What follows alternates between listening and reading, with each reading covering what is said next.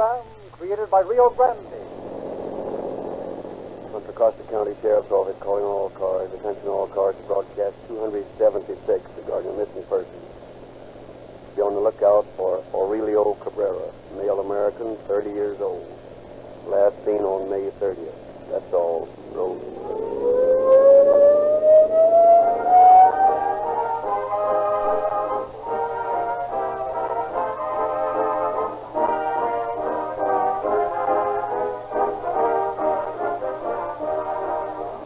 The other day, a judge in a nationally known Chicago boys' court made this statement: crime prevention must begin in the high chair, not the electric chair.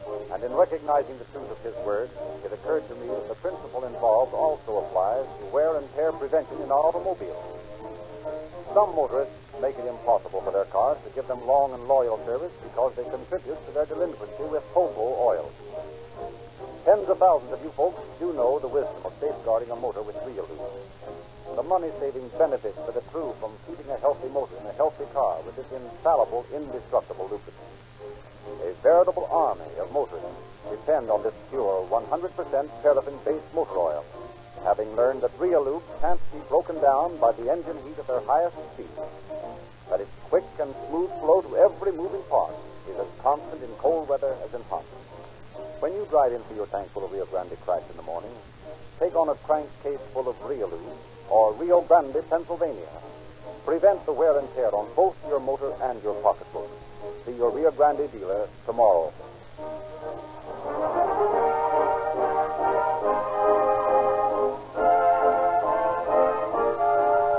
The facts of the story we are about to hear tonight have been taken in the main from the confidential files of the sheriff of Contra Costa County.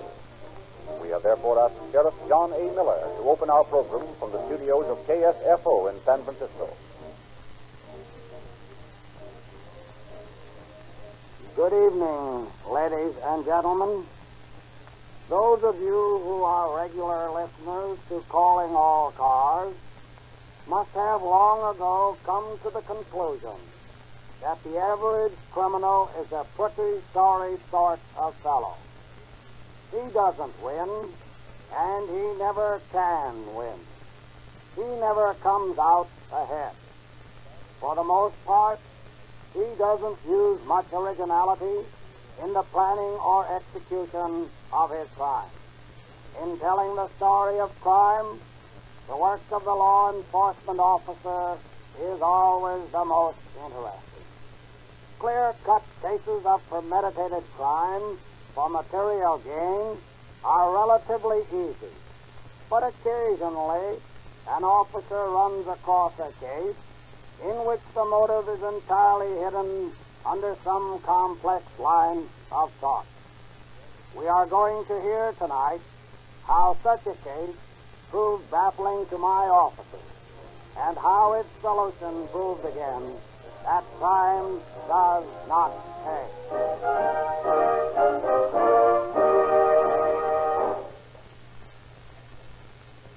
Our scene is the office of Sheriff Miller. Under Sheriff Al Algic is making a report. Glad you got here, Sheriff Miller. I was over at the Memorial Day services when I got your message.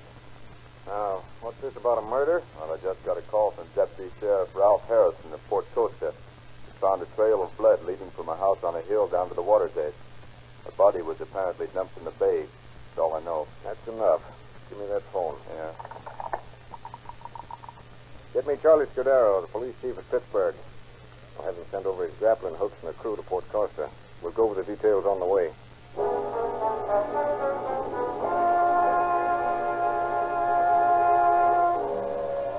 And so began one of the strangest cases on record. Sheriff Miller and his men arrived at the scene of the murder, and a few minutes later were talking it over with Harrison. Now then, Harrison, let's hear the details. Well, about an hour ago, I was crossing the SP tracks and spotted what I thought looked like blood. I examined it pretty close and was sure of it. Besides blood stains, I found a few pieces that looked like skull bones. You have them? Yeah, wrapped in paper here. It's human skull, isn't it? Yeah, that's what it is, all right. It's murder, sure as I'm a foot high. What's the rest of the story? Well, I followed the trail along the tracks and down to the edge of the water, and by that pile of big rocks on the shore. Did you see anything in the water? No, it's too deep. Go on. Well, I doubled back on the trail, On the other side of the tracks, the blood leads up through the oats to the top of the slope over there. The trail plain? I'll say. You see that little house up there, 180 yards from the tracks? Yeah. The blood trail ends in the backyard. Come on, I'll show you. Okay. Davis, you take the camera and scoot down to the water and get some pictures. Yes, sir. And follow us back up to the house. We'll have this case sewed up in no time.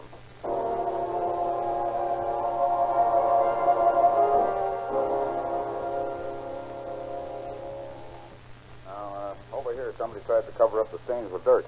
Didn't do a very good job either. Sure, a lot of blood splashed around. Let's get in the house. Okay. I knocked when I was up here before, but there wasn't anybody home. We'll go in anyway. Better have your gun ready.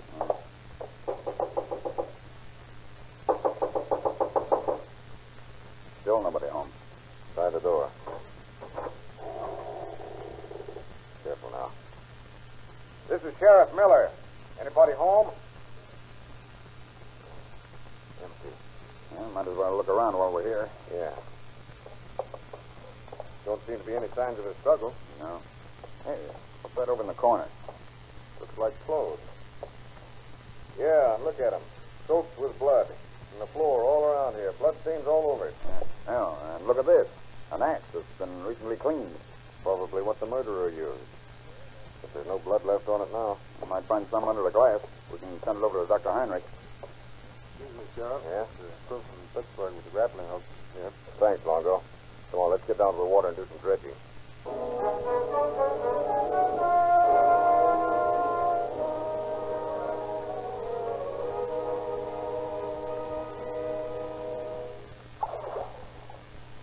If we don't bring up anything this time, we'll be forced to give up. That house you pointed out to me belongs to a fellow named Cavalcade of America.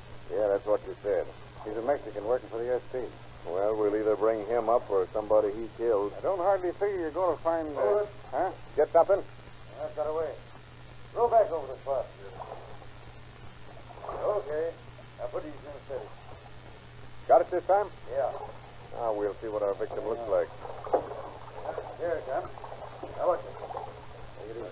Oh, hold it in. Good work, boys. Roll it over. This is all right. You recognize him, Parker? Yeah, I believe I do. Torres's best friend, Cabrera. Aurelia Cabrera. Any enemies? Any reason for him to get this? Oh, none that I know of. Say, you don't suppose Torres has been killed too, do you? He might. But if he has, his body's been put someplace else. It isn't here in the bay, that's a cinch. Look. Yeah, I was just looking at that. Bullet holes. One in his chest and one in his back. Come on, let's get back to shore and talk to some of the townspeople. They may know something.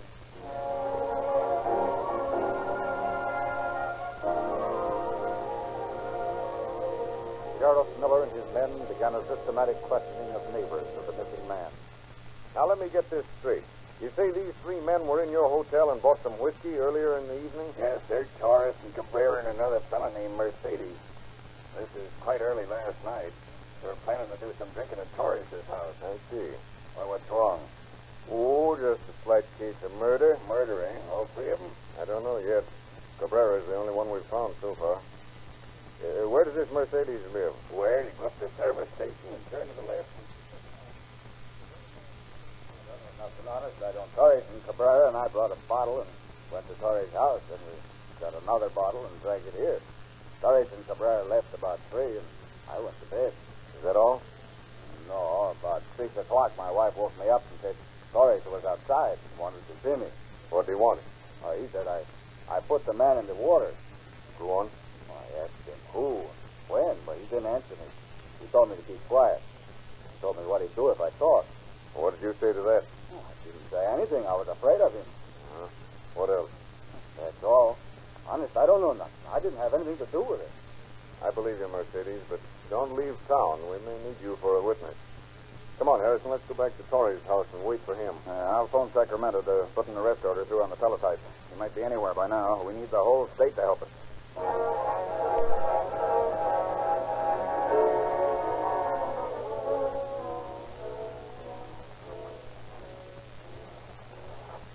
We're going to have a long wait here if Torres' skip's booked. Fresh footprints. You go around back and guard the door, Longo. Yes, sir. And you and I will take the front, Harrison. Okay.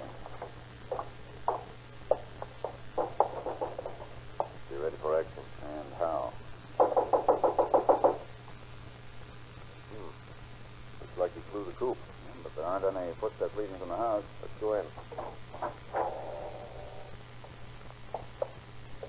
Horace, this is Sheriff Miller. If you're hiding, come out with your hands up. What was that? Sounds like a loose board squeaking in the other room. Quiet, we'll tiptoe over to the door.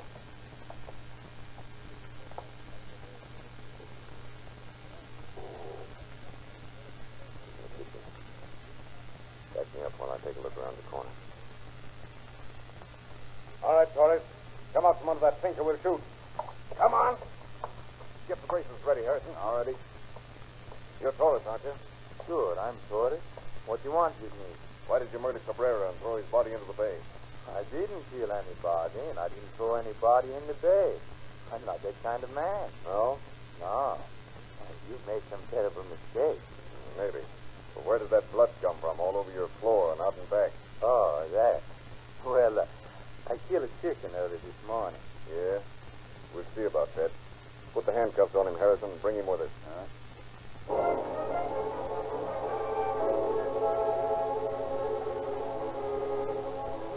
Back in his office, Sheriff Miller confronts Torres with his accusers. Now, don't be afraid, Mercedes. Is this the man?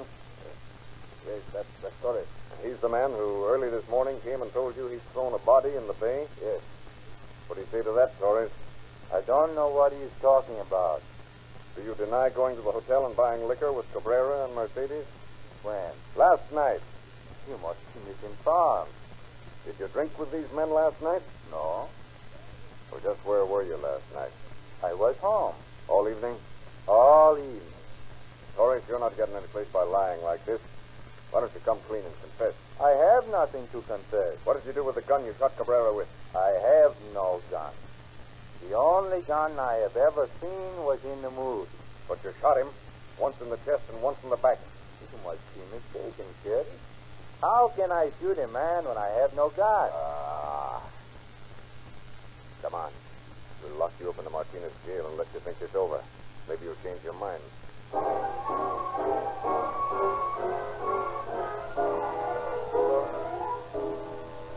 The next morning, Torres was again questioned, and back came the same answer. I am innocent, and I can prove it. That night, he was formally charged with murder, and 10 minutes later had phoned for 2 attorneys. They left his cell announcing their client was innocent, and that they could prove it before a jury. Sheriff Miller was puzzled. I tell you, Harrison, the man's as guilty as though he'd been caught red-handed. But how to prove it? And what was the motive? Might be a woman, maybe jealousy, maybe money, or just plain drunk. Well, I'll pick women and money, one of the two. But we got to establish it, sure. I guess we'll all just have to get in and dig. Yeah, let's play. Go round up the boys and have them cover Port Costa from top to bottom. Ask everyone who ever knew Torres and tell them to stick with it until they uncover something. Yes? Shoot through. Okay, Harrison, get busy and find something and report. All right. Hello, Heinrich. Miller of Contra Costa County. Say, you heard about our murder up this way? You haven't? Well, look, come down here, will you? I got a job for you. Yeah. Bloodstains and hair and an axe. I want to report on them. You will? Swell. Yeah, I'll be right here. Bye.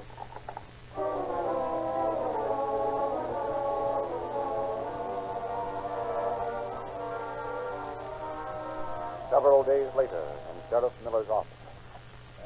Got a lead for you, Chief. Good. Let's have it.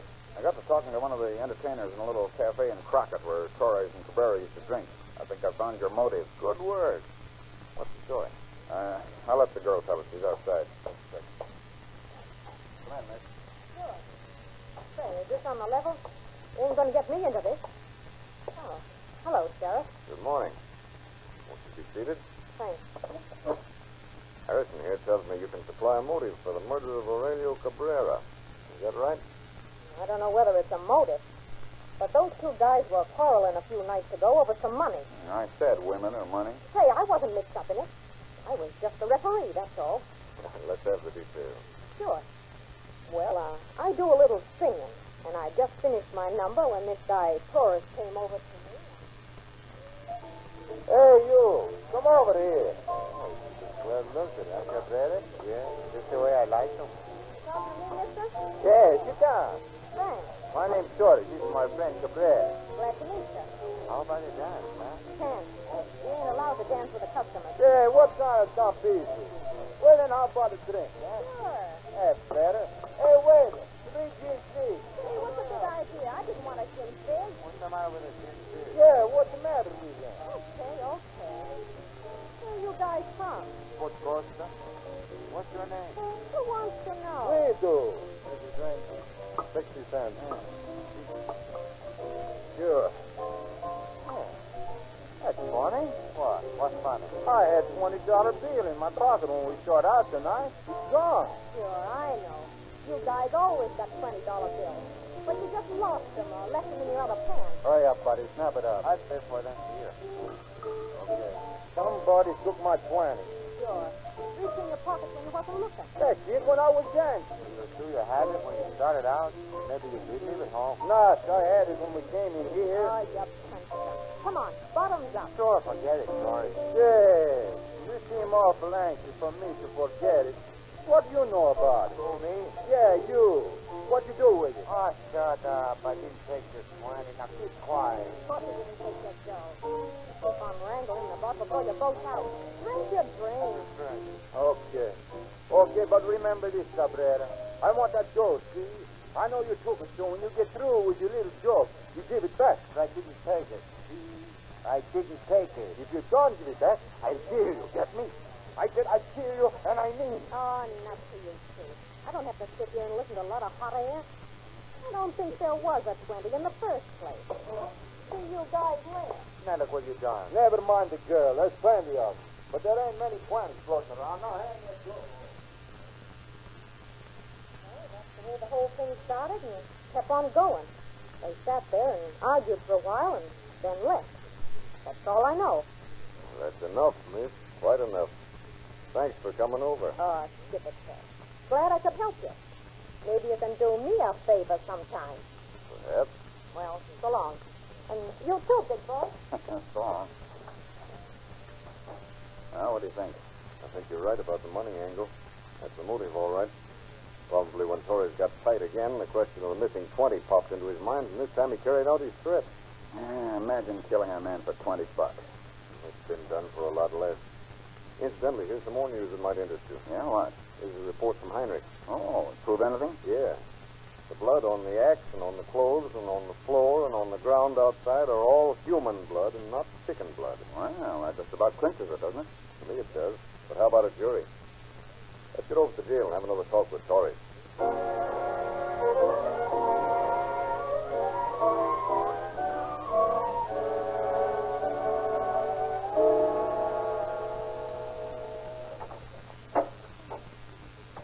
Hello, Torres. Mind if I sit down? Thanks. That wasn't chicken blood on the stuff we tested. No? It was human blood. On the axe, the clothes, the floor, and the ground outside your house.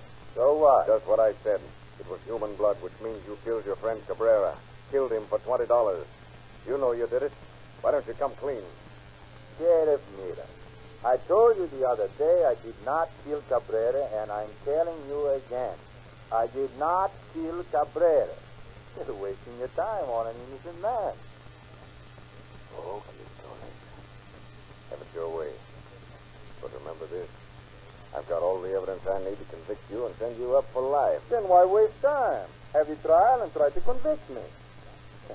You can't do it because I'm innocent and can prove it. I'm trying to save the state money. If you confess, it'll make matters easier. In fact, it might even make your sentence easier. You're wasting your time, Sheriff. I'm not going to confess to something I did not do. Okay. We'll see about that.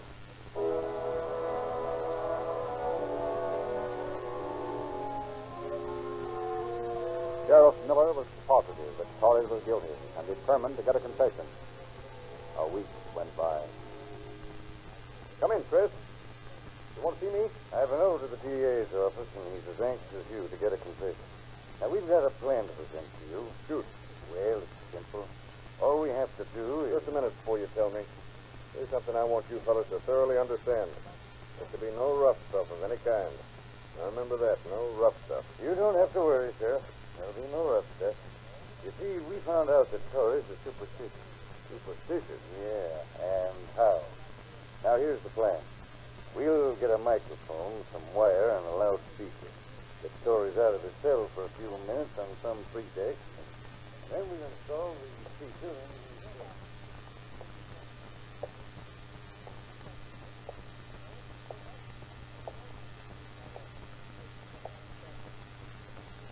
Sleep, George? No, just resting. Well, don't get lonesome. So long.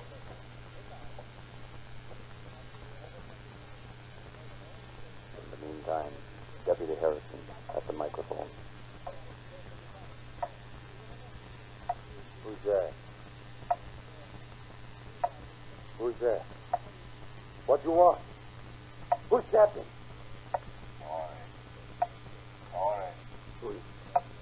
Who's calling? I am the ghost of Cabrera. Cabrera? What do you want? No, No. No.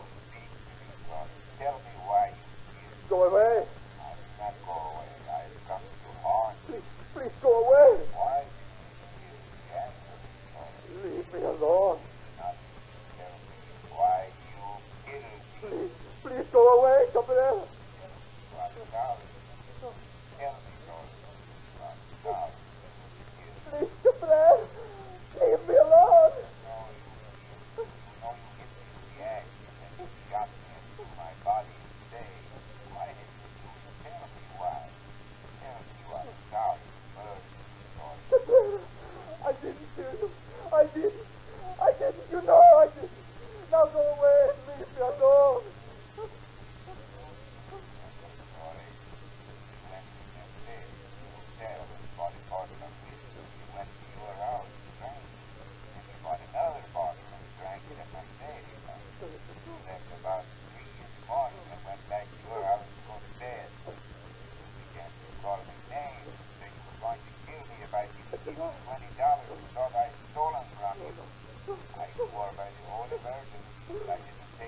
But before I could defend myself, you hit me on the head with the axe while I was still alive. You grabbed your gun and shot me twice. That's the story. It's not true. I didn't kill you. I didn't kill you.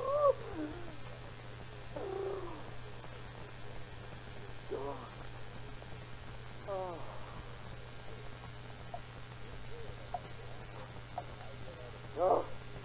Go away. Don't come back. Go. Leave me alone. Leave me alone. Leave me alone. I will never leave you alone, Dory. I will visit you every night at the same time to haunt you. Every night until you tell me what now. Hear me, Dory? Please, forgive me. Only go away from here. Forgive me. I'm sorry I killed you. I'm sorry I threw you in the bay. I'm sorry. Now please go away and leave me alone. Please. What did I say? I must hear you say that again. Repeat those words again, Dory. I was sorry for what I've done. I am sorry I killed you. Now won't you go away, please? Not until you tell me why. I thought you took my $20. Honestly, I did. I wouldn't have killed you if I thought you had. That's why. Now go, Cabrera. What, Dory, you hit me with the axe I am sorry, Cabrera. and shot me 2 times? Sir, I was sorry I killed you. Oh, please go away and leave me. I can't stand it. I can't stand it. What did you do with the gun after you shot me? I hid it. Where did you hide it? I hid it in the trees near the house. Now, please go away and leave me alone. Please go away. All right, Horace, you can tell me that story.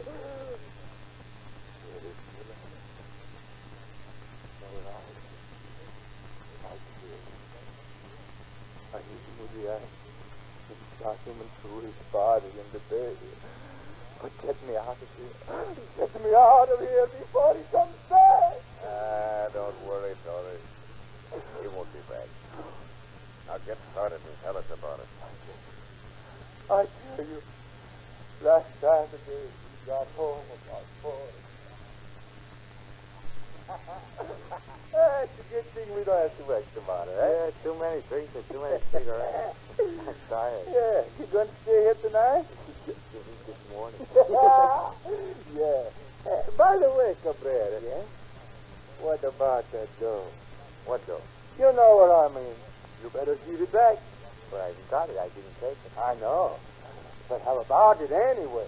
But I told you I got it. I didn't take it. I know, but I want it anyway. Hand it over, all of it. You're drunk. Let's go to bed. Liar. I want Who's that a money. liar? You heard what I said. If you don't hand it over pronto, you'll be sorry. Let's go to bed. We can talk about it tomorrow. I mean, later today. We talk about it right now, shall we? Okay. We talk about it now. Then you admit taking I it. told you 1,000 times I didn't take your money. I don't know anything about it. You probably lost it. You're careless with your money. You never know what you do with it. Oh, yeah? Now get this straight. If you don't hand that money over right now, you will stop. And I mean it. So what? I didn't take it. I'll kill you. I'll make you give me that money. Go ahead. Okay. You ask for it. Stop. You're drunk. I beat your head off. Give me that money. You hear? Listen to reason, Joyce. I didn't take your money. I didn't do it. Just want to fight, huh? All right. Oh. Now then, maybe you'll go to bed and leave me alone, huh? If you want more, huh? Hurry. Down there, huh? Put it down. Forgot your choice. You don't know what you're doing. Keep away from me. Keep away from me. Come back here. Come back here. I'll fix you. Where is my car? Now then. That's the way it happened. I took his body down and dumped him in the bay. Then I hid the gun in a hollow tree. All for a $20 bill, huh? Yeah. Did he take your money? No. I found it next morning. I left it at home. Like Cabrera said.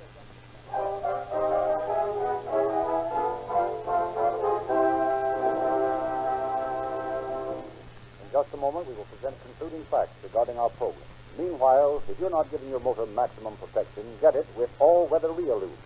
And for more power, quicker starting, smoother acceleration, and more miles to the gallon at less cost, keep the tank filled with Rio Grande Crack, the gasoline of unequaled police car performance. Torres was brought to trial, found guilty, and sentenced to spend the remainder of his life in San Quentin. His story is another demonstration of the fact that crime cannot pay.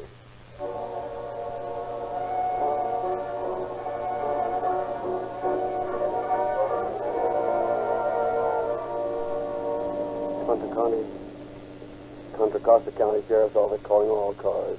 Attention all cars to cancellation of broadcast 276 regarding a missing person. Suspects in this case are now in custody. That's all.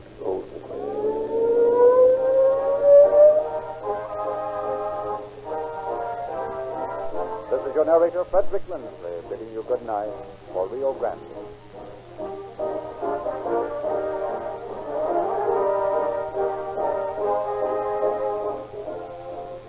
Next week at this time, Rio Grande will present the case of the rope-bound trunk. This is the Columbia Broadcasting System.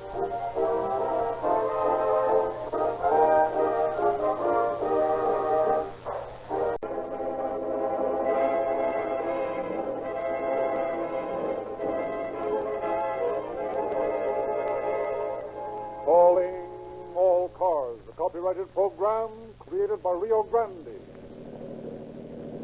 Los Angeles County Sheriff's Office calling all cars. Attention all sheriff's cars to broadcast 282 regarding a murder. Assist the Baldwin Park officers. That's all. Rosenwood.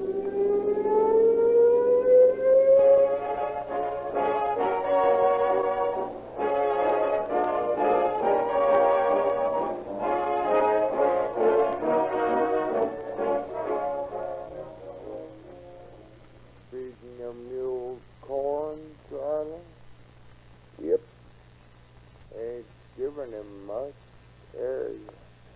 Nope. Just about work that critter from morning till night. Don't you? Yep.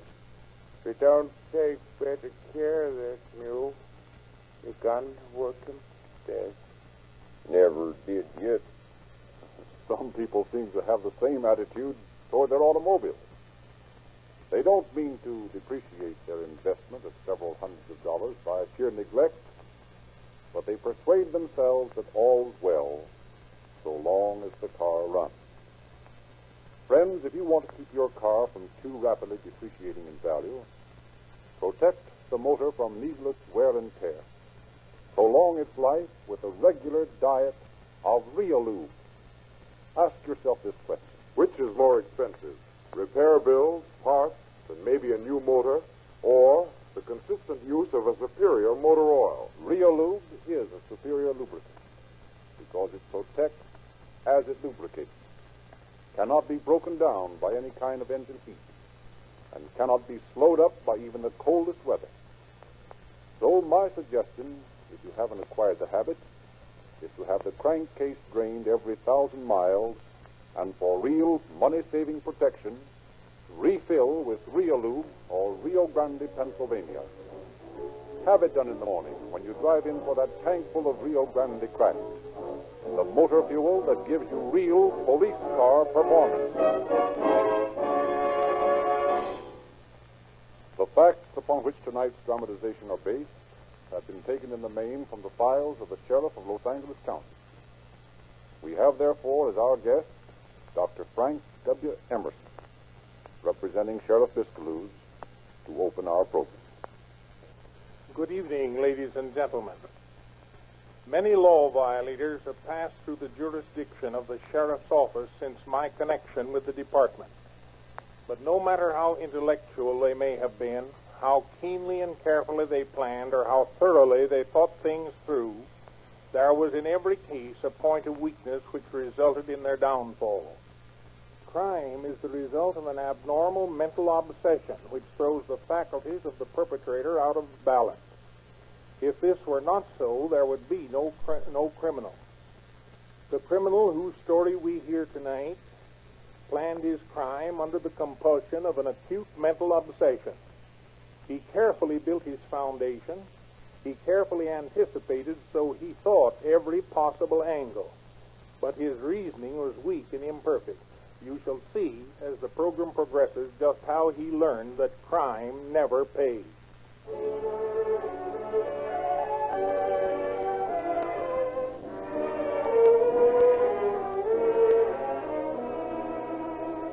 In a modest Baldwin Park home in March of 1934, Mrs. Mac Nelson is just finishing dressing as her husband comes to the bedroom door. He watches her a moment and then speaks. Mary, Yes, Mac? did you really mean what you said last night? Yes, Mac. I meant it. Okay. What are you doing, Mac? Just pouring myself a little drink. Goodbye. Goodbye, Mac.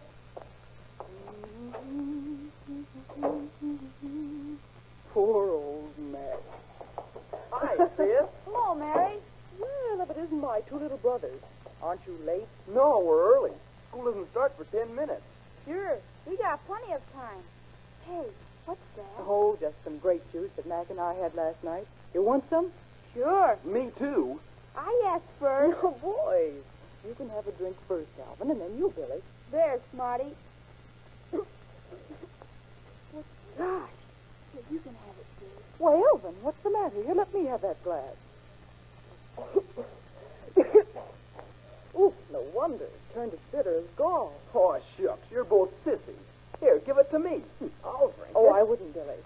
Go on, Mary. Let him have it. He just wants to show off. Oh, yeah? Now watch me. No. That's enough, Billy. It's too bitter to drink. That wasn't bad. You're both sissies. And you'll both be dunces if you don't hurry. It's about time for that bell. Yeah, we'd better run, Billy. Okay. Goodbye, sis. So long, Mary. Now, steady hard, both of you.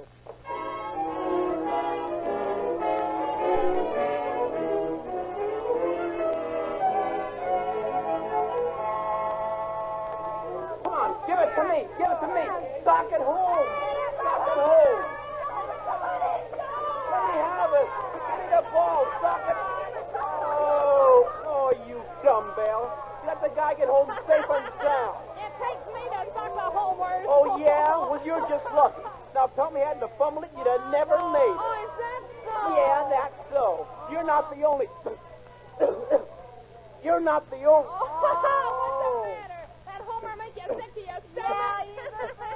No, that isn't it. Just got a stomach ache, that's all. What's the matter, Billy? I don't know, Alvin. Got a stomach ache. Gee, it's getting to hurt me something awful. Hey, are you kidding, Billy? Of course you ain't kidding. Pull your stomach real hard, Billy. Maybe that'll make it feel better. Yeah. Gee, feels like it was on fire. Gee, I'll go get you some water. Feel any better? Hey, what's the matter? Billy's sick. Gee. Hey, get him, Billy. Gosh, Alvin. Jiminy, It Christmas hurts is getting worse. so Way down inside. Lie down, Billy. Here, put my sweater under your head. Yeah, that's it. Oh, here's some water, Billy. Maybe if you drink it, you'll feel better. Hold his head up. That's it. Here, Billy, this will make you feel better. Gee, Yeah. it's hard to breathe. Mr. Gang gets back, so give Billy some air. Yeah. Hey, you guys, get back. Give him some air. Get back and shut up. Come on, give him a chance. You feel better? Guess so. Don't hurt as bad. Oh, sure. Water will always make you feel better. It'll put out any fire. Sure, you'll be all right. You've just been playing too hard after eating breakfast. Yeah, that's it. Why, shucks, a tough little guy like you can take it. Alvin, gee, it hurts worse. Honest, it does. Maybe we better take him to the principal's office. Yeah, hey, Sam, give us a lift, will you? Take him inside? Yeah, come on. You take his right arm and I'll take his left. Okay. You grab his feet. Oh, boy, see this Easy now. Hey, don't drop him there. Be careful. Does that hurt, Billy? I don't know. You watch him. I don't care. All right, Billy. You'll be all right. The principal will know what to do. Sure. Oh, hey, here comes Miss Hendrickson. That boy. Billy get hurt? Billy here's got a stomachache. A stomachache? Oh, well, bring him into my office, boys, and I'll have him feeling good as new in a jiffy. Yeah. I'll fix something right away. Yeah. You hear that, Billy? The nurse is going to make you feel all right. Gee, it hurts something awful. Just like a red-hot poker right down the middle of me. Oh, you just ate too much breakfast, that's all. I did the same thing once. Yeah. Hey, where do you want him, Miss Hendrickson? Over on the couch. Be careful there. All right. Now, Billy. Your pulse is way too high. Your face is quite flushed. Tell me, Billy, what did you eat for breakfast? No ham and eggs and toast and maybe a little coffee, just like always. Nothing else? No candy or fruit? No. That shouldn't hurt you. Not that kind of breakfast. Here, Billy. Here's some citrate of magnesia. Just take it and pretend it's lemonade. Now, that's a good boy. Gee, it hurts to swallow, Miss Hendrickson. Now, don't try to talk, Billy. Just lie quiet, and you'll feel better in a few minutes. You've had a chance to do some good. Will he be all right, Miss Hendrickson? I think so, Alvin. His face is so red. Has he got a fever? A little, but don't worry. Billy, what's the matter?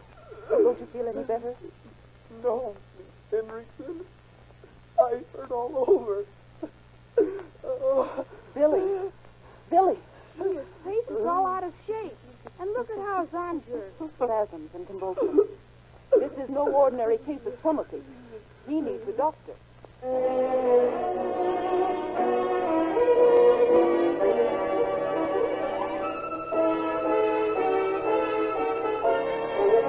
A few minutes later, a doctor is in hurried consultation with Helen Hendrickson. I can't understand it. The boy's having convulsions. Sounds more like to me poisoned. I'll go in and have a look at him. How are you feeling, Billy? Oh, it's killing me. My stomach's on fire. This is the doctor, Billy. He's going to make you well again. You examined him very thoroughly, Miss Hendrickson? No, I haven't, Doctor. Pulse is bad. He's a mighty sick boy. Say, what's that on his foot? Why, just a little cut, I guess. Why? Get me some alcohol, Miss Hendrickson. He may have lockjaw. Yes, Doctor. Are you sure you haven't eaten anything, Billy? Some candy, maybe? No. Well, did you feel sick all of a sudden? Playing with the boys in the yard when he suddenly doubled up in pain. Oh. Well, now we'll wash this wound off on his foot. It seems to be all right. No infection. Healed over perfectly. I wonder. I can't understand it, Doctor. Anderson, get me a stomach. This boy has every symptom of strychnine poisoning.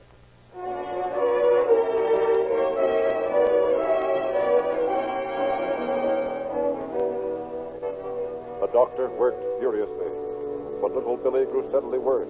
His convulsions were becoming acute. The doctor stopped in his labors. I think it's better send for the boy's family. His condition is critical. Billy's mother lived 3 miles out in the country and had no phone. However, Mac Nelson worked only a few doors from the school. Alvin was sent to get him. Mac, come over to the school quick. Billy's been poisoned. He's dying. What, Billy poisoned? Why, how ridiculous. Why, he's the healthiest kid in the neighborhood. I know, but he's going to die. Honest, Mac. Wait till I get this apron off.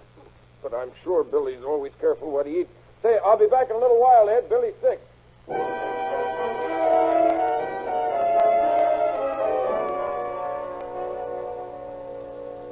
Speak to me, Billy. Billy, speak to me. It's Mac. You know me. Good old Mac. It's no use, Mr. Nelson. We can't talk. But isn't there something you can do? I've tried everything I know. He just lies there and stares and jerks his poor little body. Can't you hear me, Billy? It's Mac. Mac, Billy. You ought to be taken home at once, Mr. Nelson. Or at least someplace where he can be given better care. I'll rush home and see if my wife's there. She's usually out shopping this time every morning now. You live far from here? No, just around the corner. If I find her home, I'll rush right back and take Billy there. It'll be a lot better than trying to take him 3 miles out in the country. I'll be right back. And hurry, Mr. Nelson. The boy's dying.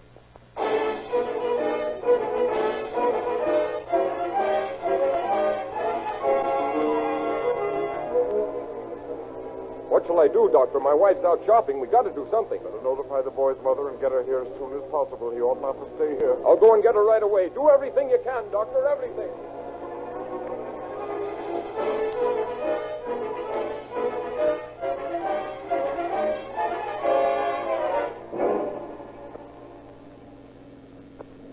We'll be there in about 2 more minutes, Mrs. Rivers. Oh, poor little Billy.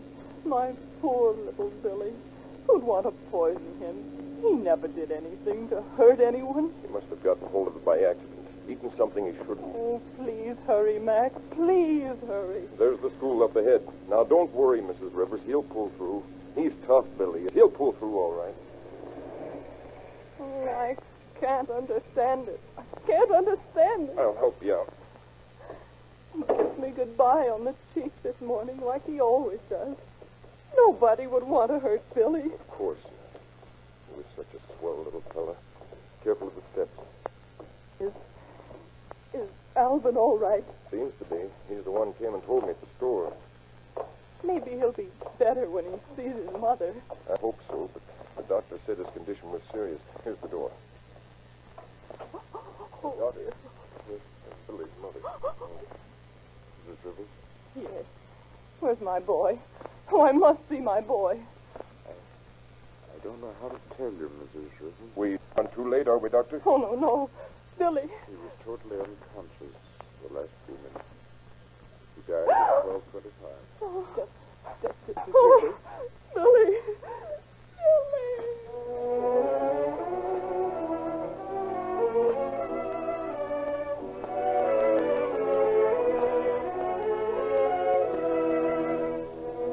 That afternoon, 2 officers from the homicide detail of the sheriff's office make a routine investigation.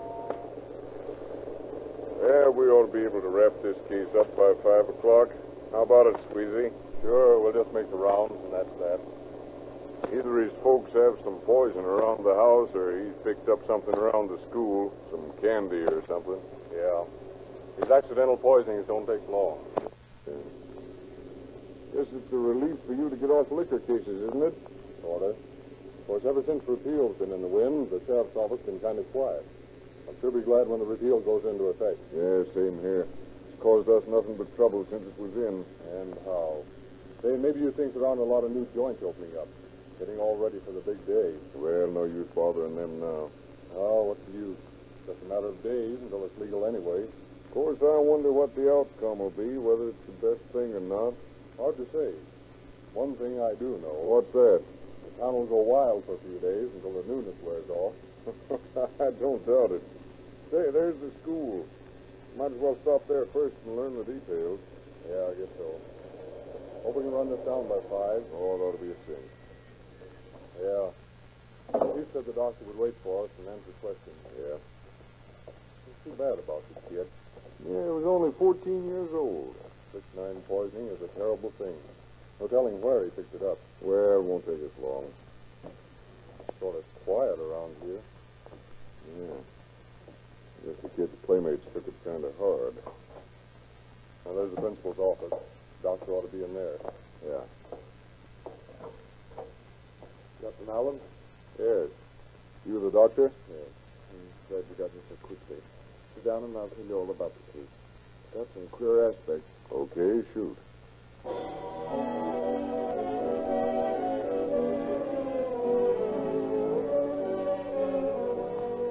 Captain Allen and Deputy Sheriff Sweezy listened to the facts of the case and then departed for Mac Nelson's house, where they expected to find Billy's mother.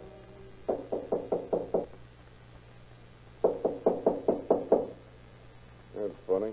Nobody home. Yeah, you'd think some of the relatives would be here. It's so near the school. Of course, on second thought, they may all be out at the mother's place. Well, might as well go on out there then. Yeah, but while we're in town, let's drop in and see if the husband's at the store. He may be able to throw some light on the subject. Not very far from here.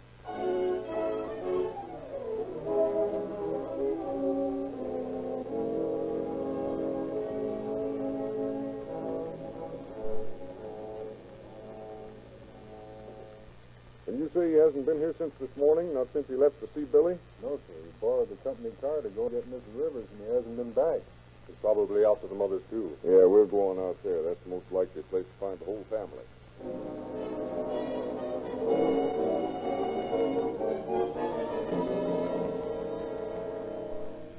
We went to your daughter's home, and no one was there, and we went to the store, and Mac wasn't there, and you say he's not here? No, sir.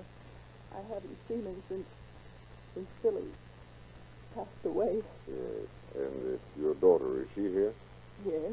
Before we question her, we'd like to ask you a few questions, Mrs. Rivers. Why, of course. What did Billy eat for breakfast? Nothing unusual. Just what he always eats. Ham and eggs, and toast and coffee. There was nothing in that to hurt him. Do you have any strychnine around the house? Not that I know of. We never keep any poison in the house of any kind. Well, do you mind if we take a look around? There might be some in something you didn't know contained poison. Oh, of course not. Go right ahead. Oh, I just can't imagine where Billy could have picked up any. Was particular about his food? Oh, very. He was far more particular than most boys his age. Can you think of any place he might have stopped? Oh, not a place. He couldn't have stopped any place along the road because he and Alvin always took the school bus. Well, that's not much help. No. Of course, sometimes when they were early, they'd drop into Mary's. She just lived around the corner from the school, you know. Well, I guess we better question her. Where is she? Wait, she's in bed. In bed? Yes. You see, as soon as she heard about Billy's death, as soon as she heard, she came right out here. She felt ill, so I put her to bed. Well, can we see her now? I think so. She's feeling better now. She's right in here. Mary, these are two officers from Los Angeles. They've come to investigate poor Billy's death. You feel strong enough to answer some questions? We won't be but a minute, Mrs. Nelson. I'll be glad to, officer. Did Billy visit your house this morning before he went to school? Yes, he did. The boys often drop in. Did he eat anything while he was there? Why, no. Both the boys had their breakfast. They only stayed a moment. I see. You're sure neither of the boys had anything to eat?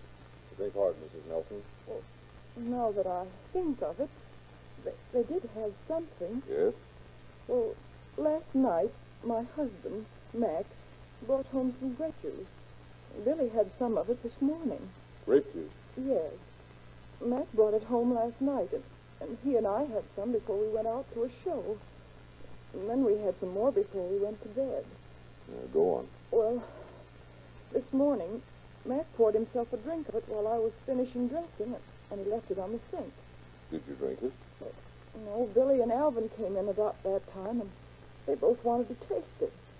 Alvin started it and spit it out. He said it was bitter. I took a swallow, and it was as bitter as gall. What about Billy, Mrs. Nelson? Well, Billy called us both sissies and took the glass up and drank about half of it. Then both the boys left. What did you do with that bitter grape juice? Oh, I threw it out. When did you become ill? I left to go downtown shopping right after the boys left. And while I was walking down the street, I felt suddenly ill and went into a garage. A friend of mine that works there brought me out here to Mother. 2 cases of poisoning the same day. You sure this juice wasn't bitter when you drank it the night before? No, quite sure. Could anyone have possibly entered your house during the night and meddled with the grape juice? I don't think so. We always lock the house up tight when we go to bed. And I was awake from the time Mac left until the boys came. Mighty funny. But who would want to poison us? We haven't any enemies. Oh, but somebody certainly must Yes. I believe Mac drank some of that juice. Yes, I'm sure he did because I remember him saying he poured himself a drink. And that's why he isn't home or at the store. He's sick someplace, too. Oh, you've got to find him. He may be dying, too, just like Billy. Now, calm yourself, Miss Nelson. We'll find him. Mother! Oh, that's Phyllis, my other daughter. In here, Phyllis. She's been with Mac most of the morning. Mom, Mac and I... Oh, Mary, you're here, too. We've been hunting all over for you. Pardon me, Miss Rivers. Is Mac Nelson with you? No, you see, after Billy passed away, we started to hunt for Mary. He must have just missed her every place we went. Where's Mac now? Well, he took sick just a little after Billy did and had to be taken to the General Hospital in Los Angeles. The General Hospital?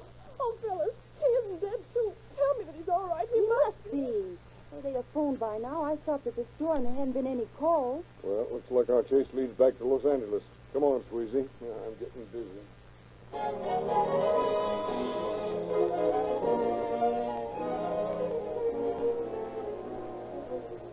A half hour later, Captain Allen and Deputy Sheriff Squeezy are in the hospital ward talking to Mac Nelson.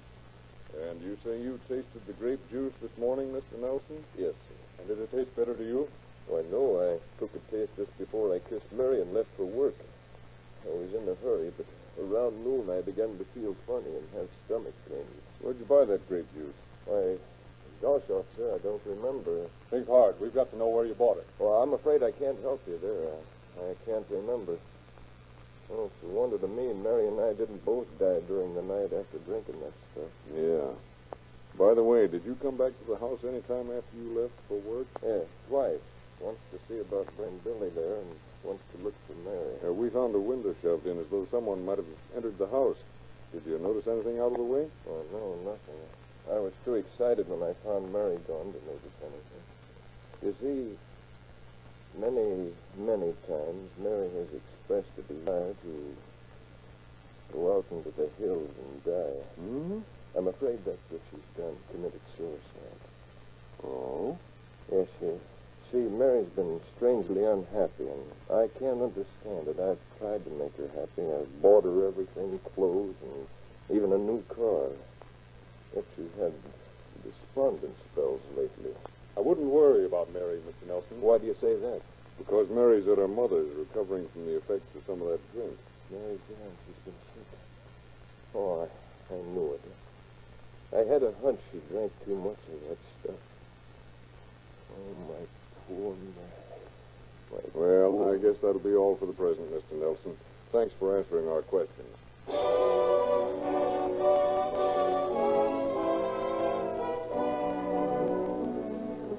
Early the next day finds the 2 officers back at Mrs. Rivers, questioning Mary Nelson again. She is much improved. Did you notice anything in the glass of grape juice when you went to drink it, Mrs. Nelson? Yes, I did. something white that looked like grated coconut. Well, that is, I noticed it after I tasted it, and it was bitter. I see. Well, I guess the best thing for us to do is to make the rounds and see if we can find where Mr. Nelson bought the grape juice. Yeah, that's the next thing. Oh, just a minute. Yes? I'm going to be frank about that grape juice. This time somebody came clean. We've been working in the dark. You see, it wasn't grape juice. It was claret wine. I was afraid to say it because of the prohibition laws. Wine. I see. Yes. Well, you don't need to worry about the prohibition laws. We'll overlook them in this case. You know where your husband purchases it? No, I don't. Well, the next thing to do is to make a check on the wine places and find out where he bought it. And we might also check the drugstores and see if anyone's purchased any strychnine lately.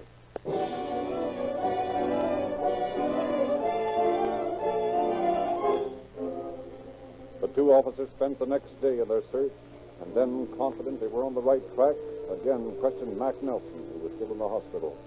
They hoped he might be able to supply the missing link in the chain of evidence.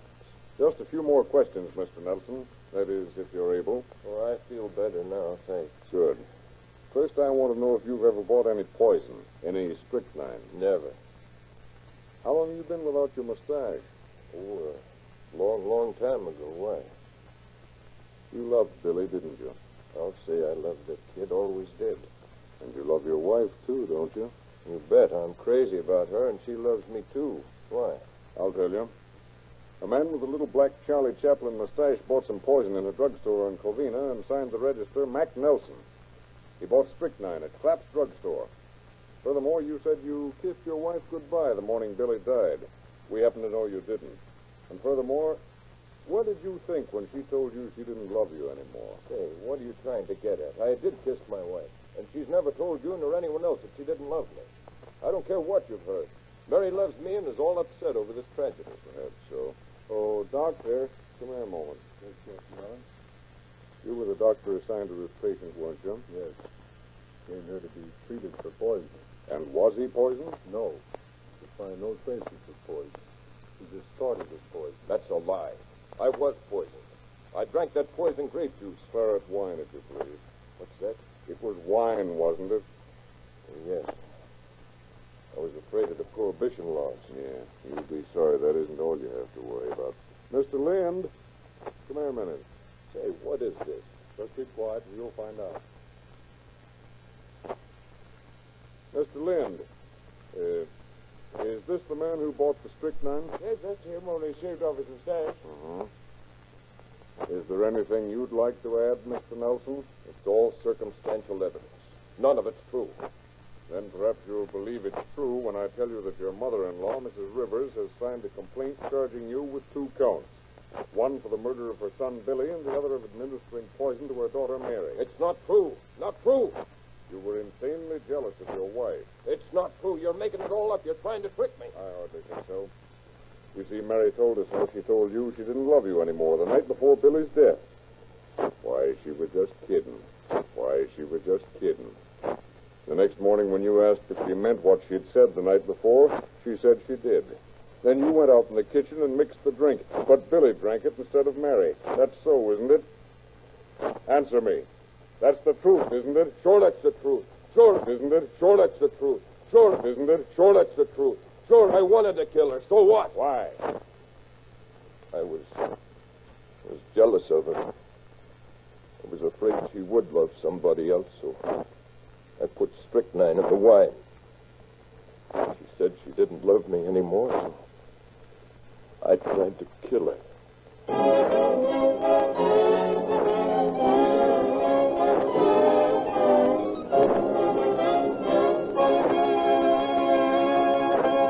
In just a moment, we shall hear the concluding facts on our program. Friends, you have heard it true to life. The full appreciation of each is linked with the other. Your enjoyment of calling all cars is increased by the use of the all cars is increased by the use of the same petroleum products that play their part in the courageous battle against crime.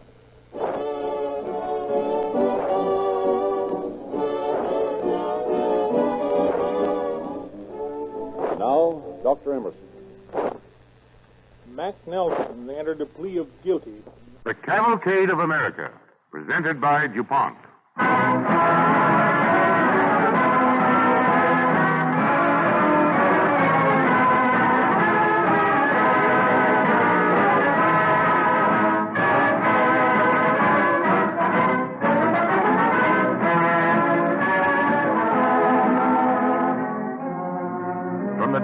Charlotte Cushman, the American theater has been graced by actresses of charm, talent, and beauty. Their names have become famous all over the world. But more than any other, one beloved woman who reached the best years of her artistic life after 60 remains supreme in the affection and esteem of our generation. Her career spanned an era, carrying her from one-night stands on road tours through the fabulous wonder of old Broadway at its best, finally to Hollywood stardom. Her name is a national memory, Mary Dressler.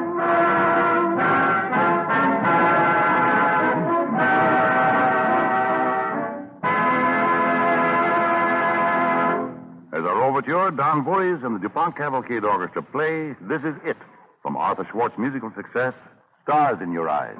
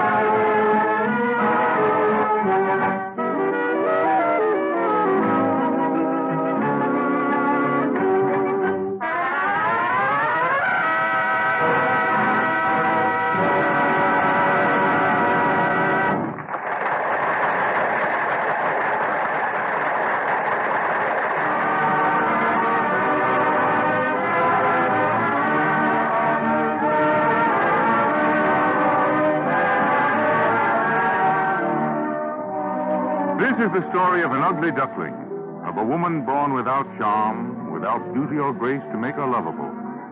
Yet in the difficult profession she chose, no woman ever won more affection. The average success story is a struggle of intellect with adverse circumstances.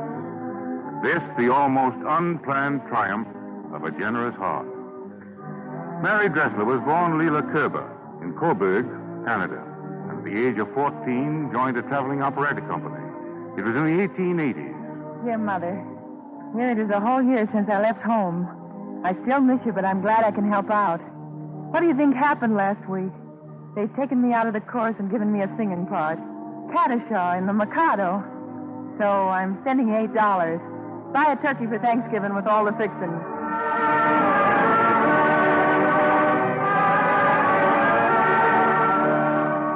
All Mary Dressler wanted was to earn comfort for her mother, for herself, that elusive prize of success and happiness.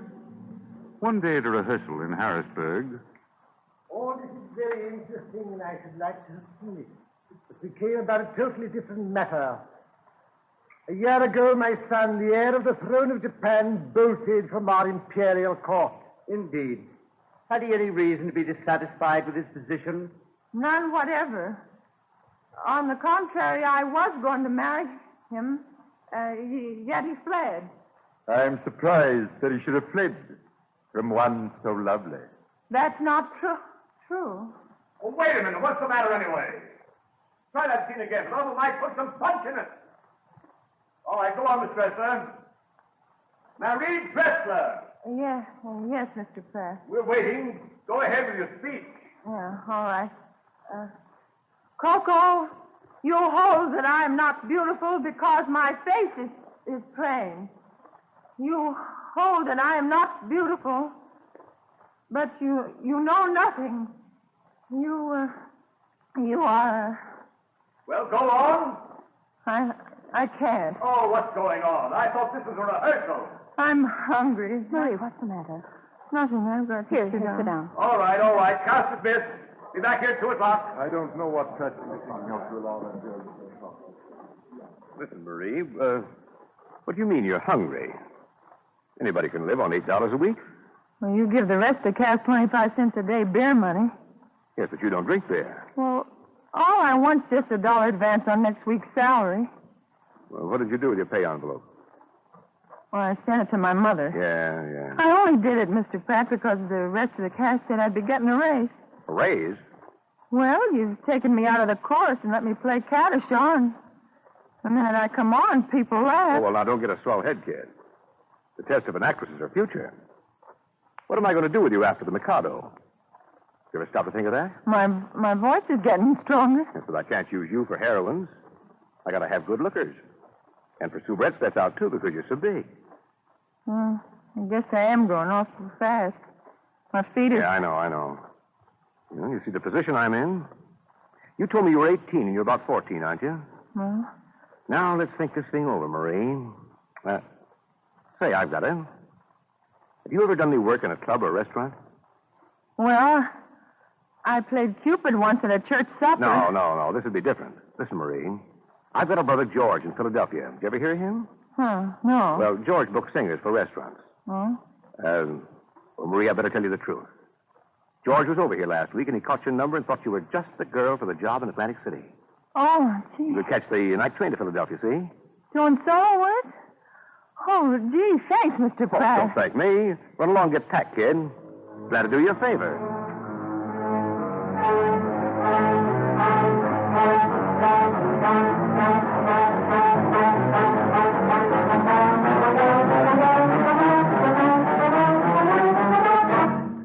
George Pratt? No, he's left town months ago. Oh.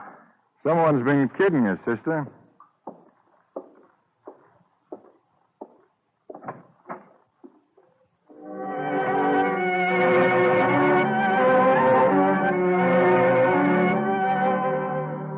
And it began again, the endless chain of day coaches, of 15-cent dinners, of cold dressing rooms and sniffish boarding house landladies. That would have been the reality to an unromantic heart. With the young Mary Dressler, the reality was the theater, the plays themselves. 40 roles in 11 years. That was Mary's youth in the road theaters of America. The big opportunity she'd waited for was a character part in Lady Slavey. It was a hit, a 4-year hit, and Mary was a star. Not quite knowing how she did it, but supremely happy, she moved her family to Long Island and had a home for the first time in 10 years. But Mary never found life easy for long. Her mother died, and supporting her mother had been the chief reason for the girl's career. She was anxious for a change of scene, so accepted an offer of stardom in England, stayed several disastrous months, fell ill, and came back to New York. In a New York hospital, Lou Fields of the comedy team, Weber and Fields, calls to see her. Well, how much you... Quite a bit, Mary. Broadway gossip. Are you in way up to your neck? Oh, way over. Honestly, Lou, there must be a jinx on me. I guess it's part of us. Part of the game. Well, let's not talk about it. My rule is never talk about your headache or your sprained ankle. Keep the chatter cheerful. Well, how does this strike you for cheerfulness? I found a good script. You the star, me the manager. Oh, Lou, if I could count on a new show for a sure run. I have to play safe. The minute I'm out of here, I want to take some Broadway hit out on the road. Follow some other star in the part? Oh, I'm not proud. Marie, that's suicide. You're a star. You can't take over an old part. Yes, but my relatives don't stop eating because I'm in a hospital. Marie, I've got the play of your dreams. What? Tilly's Nightmare. It's wonderful. Comedy? Oh, great comedy. But a kind of sadness under it. You know, a little servant girl with a big dream. I'm not even going to attempt it without you. I don't dare, Lou. Haven't I given you some good Broadway chances? We did all right with Hanky Panky. Oh, dear. Why did the nurse let you in? Well, go on, Lou. Tell me about the little servant girl. In the end, her dream comes true. No, better. It's real life. It doesn't come true.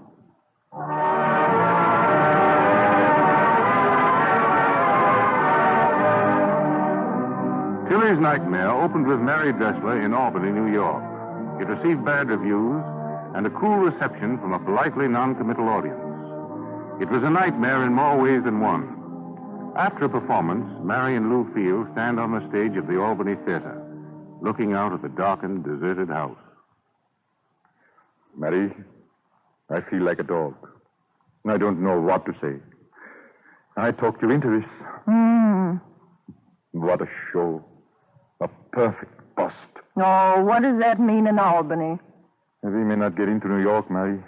Then, anyway, what's the use? Now, you go off and get a good night's sleep. I'm going to do some work. Work? I had to make all my own costumes. Now I'm going to fix them up for the whole company. Brand new costumes. But darn it, when I've finished with this thing, we'll open on Broadway.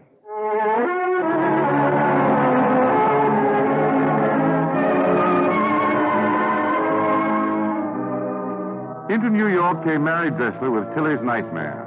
And no one, from the topmost row in the gallery to the first row of Ermine and Chinchilla in the orchestra, ever forgot the moment when Mary Dressler, standing by the footlight,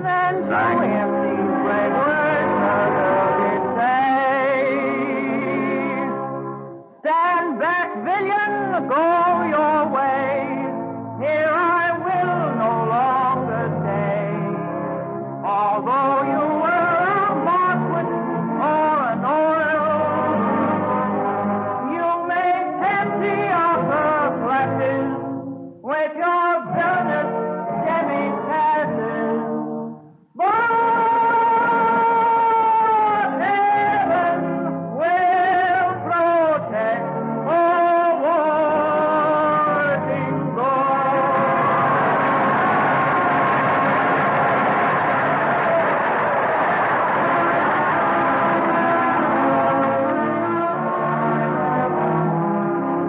Heaven Will Protect a Working Girl. It was a song to suit the period, and it struck the popular fancy. From Bangor to Los Angeles, Detroit to Key West, everyone sang Tilly's song.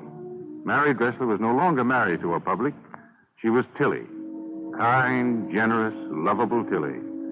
One of the brightest stars on Broadway, an unpredictable but flashing comet on the horizon of the American theater. Oh, Miss Dressler, may I have your autograph?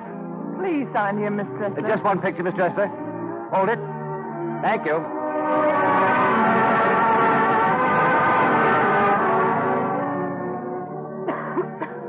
Excuse me. Oh, there's one more question, Miss Dressler. It's awfully personal, but my editor insisted. Oh, that's a terrible cough. You doing anything for it? I just got it. The question is, have you ever been in love, Miss Dressler? Oh, every woman's a little bit in love all the time. I've only been deeply in love once. Never mind any more of that. It's one of those personal things. Of course. Yeah, I'm going to get something for that cough of yours. Got some syrup in my medicine chest. But don't bother, please. None of you young people take care of yourselves. Now, this isn't going to hurt you. What's that, a thermometer? Just want to see if you have a fever. Open your mouth. But it's just a cold. Close your mouth and keep it closed. That's right. You silly kids. When I was your age, I was just like you. Studied my roles all the time and never took any care of myself.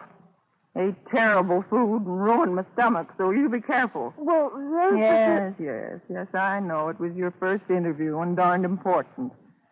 I could tell by the way you asked the questions. Open your mouth. Let's see. 100 degrees. I thought so. Well, I don't feel sick. Maybe I was just excited to meet you. You get home to your family this minute. Where's your coat? I haven't one. It wasn't raining when I started out. Here, take this one. Oh, I couldn't. That's your coat. Here, put it on. Oh, it looks beautiful on you. But I can't take it, Miss Dressler. Oh, do me a favor and take it. My friends all laugh at me in it. That salesman must have thought I was 20 when he sold it to me. Oh, thank you. Thank you very much, Miss Dressler. Hurry home now and put a mustard plaster on that chest, or that fever will be 102. And keep that coat as a souvenir of your first interview.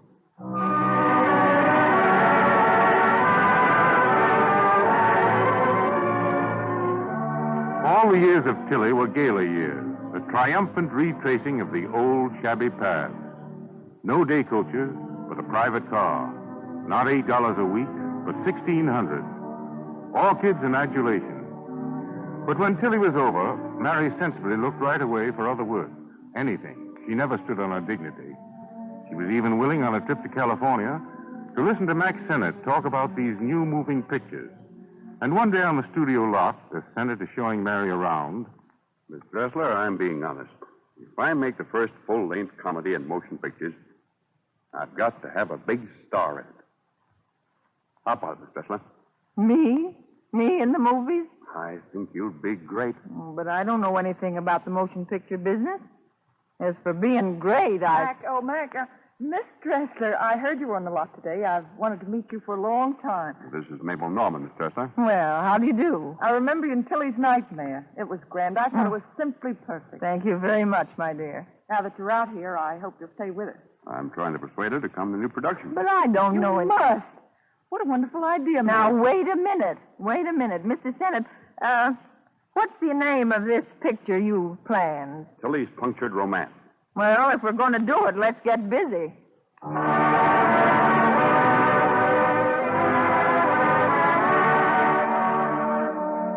Tilly's Punctured Romance was a compound of many people's faith in a new medium of drama. The Encyclopedia Britannica gives mention of Tilly as the first long motion picture comedy. To audiences, it was only a screamingly funny show, which kept people standing in line to see it. Mary Dressler became an international figure. During the exciting days of the World War, Mary Dressler made 146 speeches for the Liberty Loan in 29 days, her record. None of her audiences were ever under 5,000 people. She financed her campaign by selling a Vermont farm, which she'd bought for her old age. Then 7 years passed, and in those 7 years, Mary Dressler never found a single manager who'd give her a part again. Vainly, when they talked of age, she reminded them that she had been nearly 40 when she made her biggest success. The years passed, slowly draining her savings. And one night in New York City... I'm leaving tonight, Jim. Got the cheapest cabin on the Ile-de-France. Running away, eh? How about all your friends? Fine friends I have. Troop of you all day long, looking like a chorus of mourners. Poor Marie. You'll starve over there, Marie. A woman of your age, Marie. Can't a girl of 50 or so find something besides a funeral procession? And now you want to go abroad. All this talk about running an American boarding house in Paris. Well, I'm not sure I can swing it, but once I'm there, I thought an American pension with ham and eggs for breakfast and all the hot water you want. Yes, and every deadbeat American in Europe hot-putting it to get a free setup at Marie Dressler's. Why, Marie, you wouldn't even know how to collect a room rent. Have some sense about these things. I'm sailing at midnight. Marie, telephone. Hollywood's calling you. Someone else to say goodbye, I suppose. Thanks, Nella. Pretty flattering to get a call from California. Excuse me, Jimmy. Sure. Did you make any headway with her, Jim? Not a bit. She's utterly sunk. I've never seen her so low. Yeah. There must be some kind of work she could get here. She's tried. How she's tried, I know. Made the rounds of the casting offices time and again, and after all, she hasn't had a part for 7 years. No matter how much money you save, you can't plan to be out of work forever. She hasn't a cent, Jim. All the more reason why she shouldn't go abroad. That was the darndest telephone call I ever got. What was it? I'd start for Hollywood tonight. I can get a small part in a new picture. What? Very wonderful. I don't know. Woman won't let me give her name, but you know it. One of the best-known scenario writers in Hollywood. I gave her my coat once. Jimmy, you call Grand Central and find out about the trains to Los Angeles. You bet. Now, wait. And the trunk. You've got to get it from the French line down.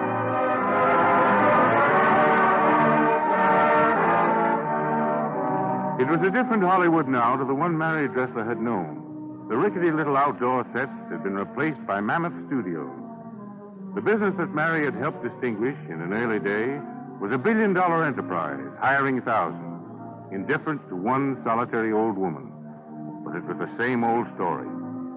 For 3 years, only bit parts. But Mary Dressler had the kind of patience that comes from consuming ambition. She wanted to live, to work at acting, to have friends. Finally, she got her chance. All right. Take your places, everybody. Dressler, Barry. Seems cold in here today. How do you feel, Marie? Wally, if one more person asks me that question, I'm going to slip right into a case of double pneumonia. Ah, that's the girl. What's a little cold water? Right up to the chin, I'll eh? have to work in the water again today? I don't know. Maybe not, Marie. They might take the land shots or before the storm on the barge. All right, let's go. We'll retake the scene we entered on yesterday. You wait on the barge deck, Miss Dressler. All right. Careful. Why careful? You think I'm an old lady? Why didn't I get a job in an aquarium, doubling for the whale? Hey, Marie, when we start the fight, I don't like to hit you so hard now if you dodge a little faster. How will the scene look if I start to dodge? Okay, go to it, trooper. Hit him. Quiet. Roll 'em. Speed. Take one.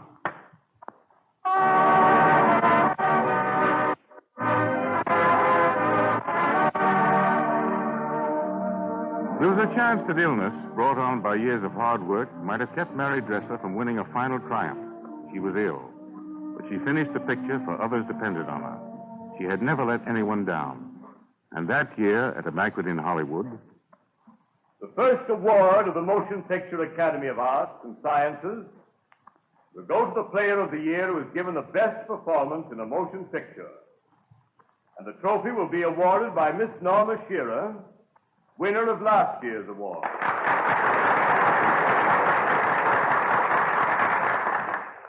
The committee has decided that the best performance of the year was Marie Dressler's in Men and Bill.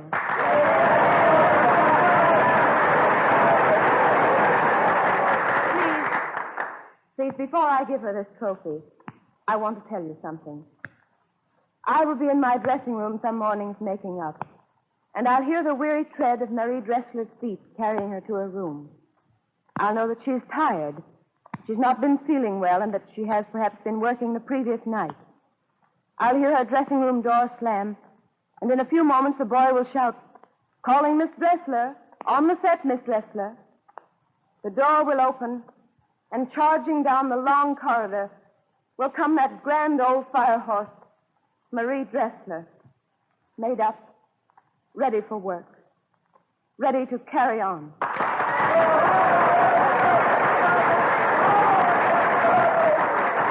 Well, thank you, Norma. And thank you all very much for being so good to me. After all these precious years, you don't know what it means to find myself in a fix like this. I guess I'm a fire horse, all right. I'm certainly not a glamour girl. Maybe I got to be a fire horse from traveling over cobblestones all my life.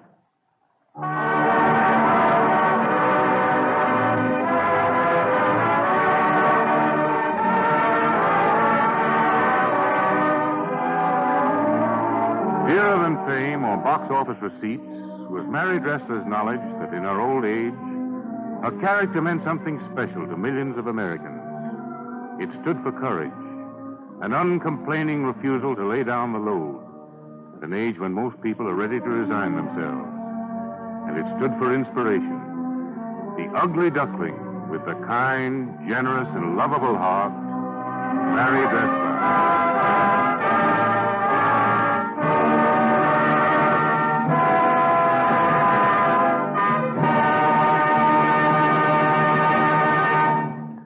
And now we have a story which is told by Basil Rysdale, speaking for the DuPont Company.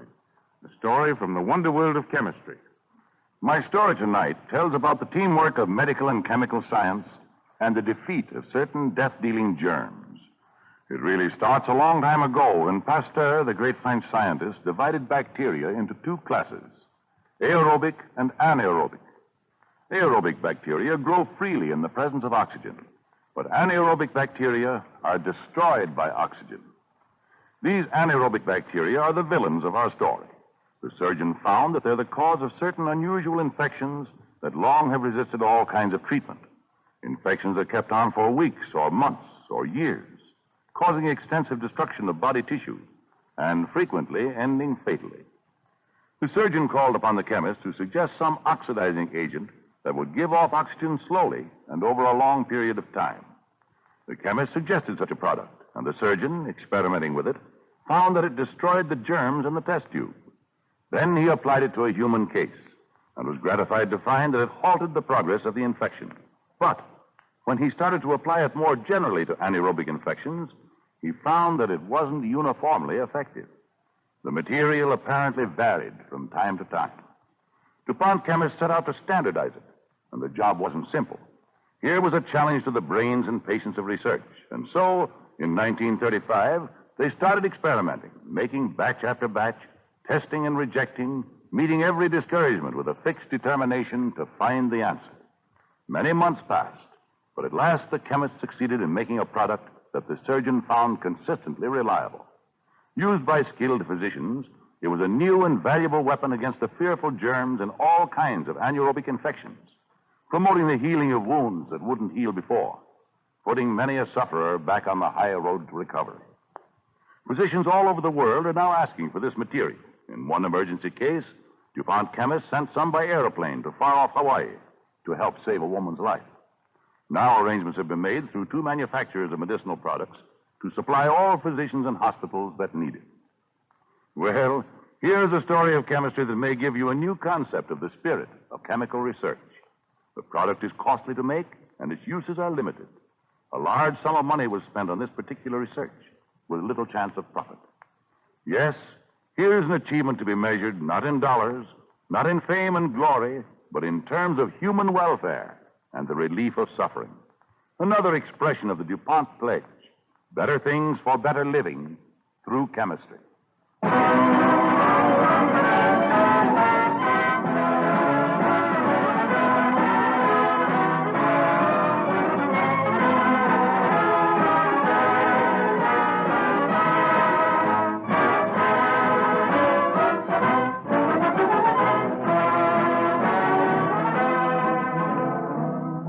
Next week, the Cavalcade of America will present the story of the American clipper ships, a picturesque era in our maritime history. So until next week, at the same time, this is Thomas Chalmers saying good night and best wishes from DuPont.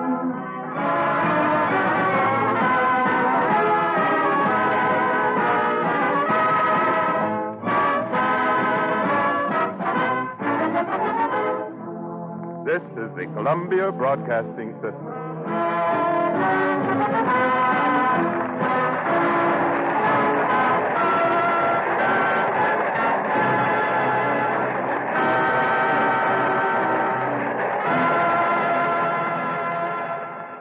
The Cavalcade of America, presented by DuPont.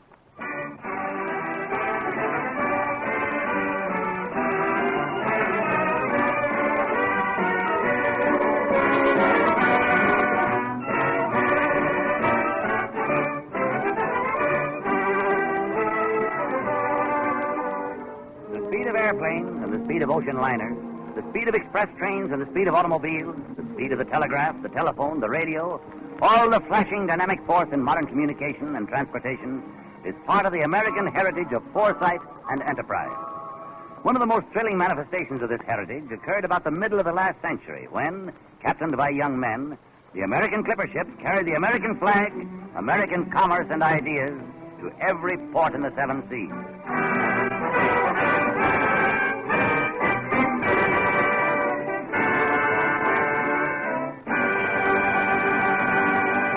As our overture, Don Voorhees and the DuPont Cavalcade Orchestra play a special setting of the hit tune, Deep Purple.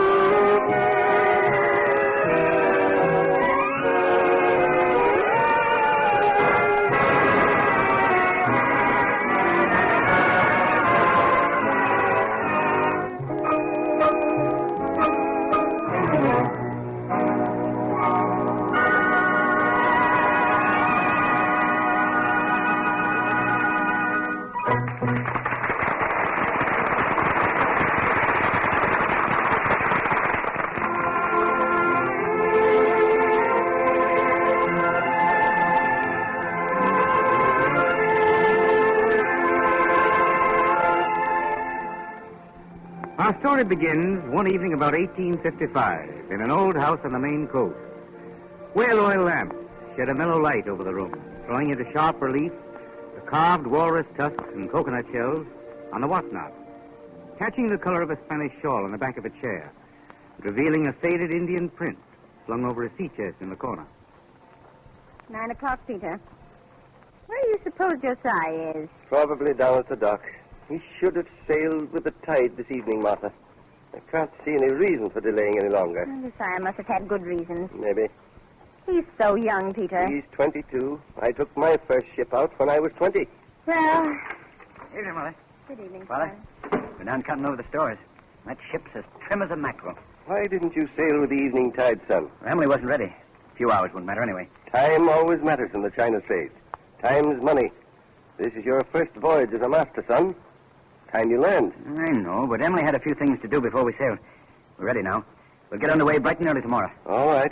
But remember, Josiah, you've got to beat the Flying Scud. Yes. The Williams boat. Good ship. Maybe. But you've got to make a better passage. You can't afford to let her beat you to Hong Kong. She'll have the first choice of market there. And if she makes a faster passage home, she'll do the same here. We can't afford to let that happen. Is there any special reason why? I mean, aside from our investment. Well, yes, there is, sort of. I thought so. I bragged about you, son. Oh. I guess you bragged to Williams. Well, how much did you bet I'd make a faster passage out and home than his flying scud? Come, Father. How much? $10,000. Peter, why? Now, wait, Mother. Father, my share in the Stars and Stripes is worth more than 10,000. Yes, I know it is. But what of it? I'll just take half that bet.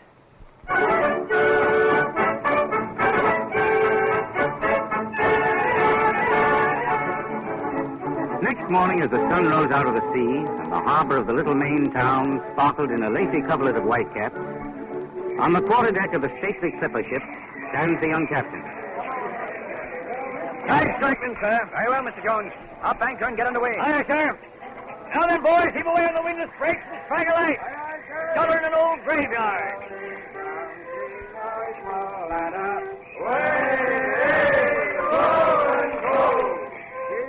Rum and juice tobacco. Red wine money on Sally Stephen! The anchor's apeak, sir. Very good, Mr. Jones. Loose sails fore and aft. Aye, sir. Aloft there, some of you in loose sail. On the fore topsail yard there. You cut that gasket out, split your skull. Cast it adrift, Gulliver. Get your watch tackles along to the topsail sheet. Aye, sir. Here's some of your gentlemen's sons in disguise. Get that fish davit out. Hook on the pendant. Overhaul the tackle down, ready for hooking on. Mainsail yard there. Don't make those gaskets up. Fetch them in along the yard and make fast the tie. Here, you gentlemen, haul off your boots. Jump on that main deck capstan and strike a light. And fast in your locker.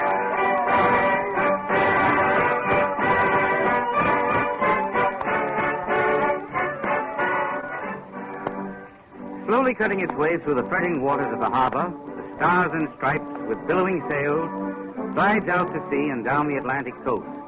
Its sleek black hull, its pine decks, holystoned to dazzling white, its fife rails, stanchions, and cabin of mahogany, brass, and rosewood gleamed in the morning sunlight. And as the days passed... I wonder where the flying scud is now. I hope she's leagues behind us, Emily. Remember when we sighted her a week ago? We were ahead of her then. Now that we lost her, we can't tell. Look, Josh. Now, tell you, little devil. I'm going to make a seaman out of you. I have to take a rope stand to do it. Come along here. It's the bosun with the ship's boy. He's got him by the neck. What's he doing, Josh? Oh, just teaching him the ropes, I guess. He won't hurt him. Mr. Bosun, let go my neck. You're breaking it. That's why it gets for having such a scrawny neck. Now, name the sails beginning at the top. Skysail, royal, topgallant, topsail. And on the foremast, it's the foresail. And on the mainmast, it's the mainsail. But on the mizzen, it's the spanker. Why is that, sir? What do you carry after yourself, you landlocked weasel? Oh! Name the sails and the bowsprit. Flying jib, outer jib, and inner jib, sir. Aye. What comes between the bow and the foremast? The foretopmast staysail. Sick me, I was going to have you aboard for supper if you missed that one. Get down with you before I change me mind. Wait a minute. Say your catechism before you go. Lively now. 6 days shalt thou labor and do all thou art able. And on the 7th, holystone the decks and scrape the cable. Call me a Portuguese, but I'll make a seaman out of you yet. Aye, aye, sir. He'll make you a good hand, bosun. Smart boy, Captain. Sharp as a piper note. Bosun, how do you make that boy remember all that? Well, ma'am, you might say that's where the spanker comes in.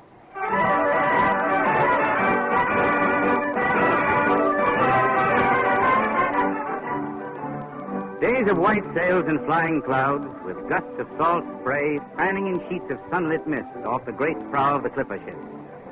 Nights in tropic waters, when its towering mast seemed to rake through the low torch-like stars, and the wind sang over the sea as the jib boom creaked with the roll of the waves. Then gray days and wild nights, ice and snow and fog, as the clipper careened to the west as it swept around the bottom of the western hemisphere, as it rounded the Horn.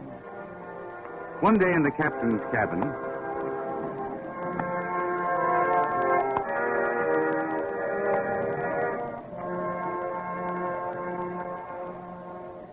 There. That's your daily concert, Captain Blake. Was on board after a very dreadful hour. No, not when they're you. Josh, what a very pretty speech. I thank you, sir. If your ship were a little more steady, I'd kiss. I'm proud of you, Emily. Rounding the Horn's not easy. I wonder if we're here before the flying scud. Don't wonder about it, Josh. We can't know anyway until we get to Hong Kong. Darling, Yes. you're sure you're making it all right? Of course I am, Josh. And then it'll be warmer soon, won't it? You bet it will. Too warm. When we start to beat up north through the Pacific, you'll wish you had some of this ice aboard. It's easy enough for me, but sometimes I think of the men making sail when the sheets are still with ice, with bloody fingers. I've seen them. It's their life. They chose it. And it's their duty. You've been hearing things, Emily? A little. Don't pay attention to it. Yes? Sir, please. Come in, Mr. Jones.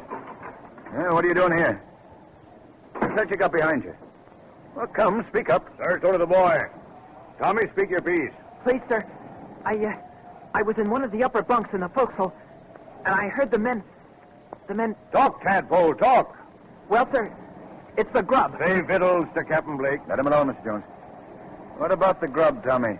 They say it's bad. Oh, bad is it? Sir, if you give them angel cake, they'd expect wings. Please, sir, they're sending a deputation. A deputation? Some sea lawyer put them up to that, all right. You've done your duty, Tommy. You stay here with Mrs. Blake. Mr. Jones, you come with me. Aye, sir. Oh, Josh, you may need this. Here, take it. No, Emily. I don't need a pistol. When I can't handle a crew with my bare hands, I'll quit and take to growing cabbages. Come, Mr. Jones. We'll go on deck. Let me get a marlin spike. Be quiet. Now, men, what's this I hear about a deputation? Come on. Speak up, Joe Brown. I've had an eye on you, my lad. Well, sir, as long as I'm the one that's going to be picked on, I will speak up. Sir, the grub's rotten. The meat smells so we can hardly eat it. And the biscuit's full of worms. That kind of food ain't fit for no Christian. The rest of you men feel this way? Like Brown here? The grub's rotten. The cabin gets what decent food's aboard. You mealy-mouthed sea lawyer, that's a lie. I pay for the cabin food out of my own pocket. And that's my business. I got a right to say what I please. Right? Right? You're a pretty seaman to talk a right. You're a rotten bully, you pampered scut. Say that again. I won't. You've struck me. I'll have the law on you in the first port. Good. I'll make it worth your while. But as long as I'm in command of this ship, I'm the law. And you all know it.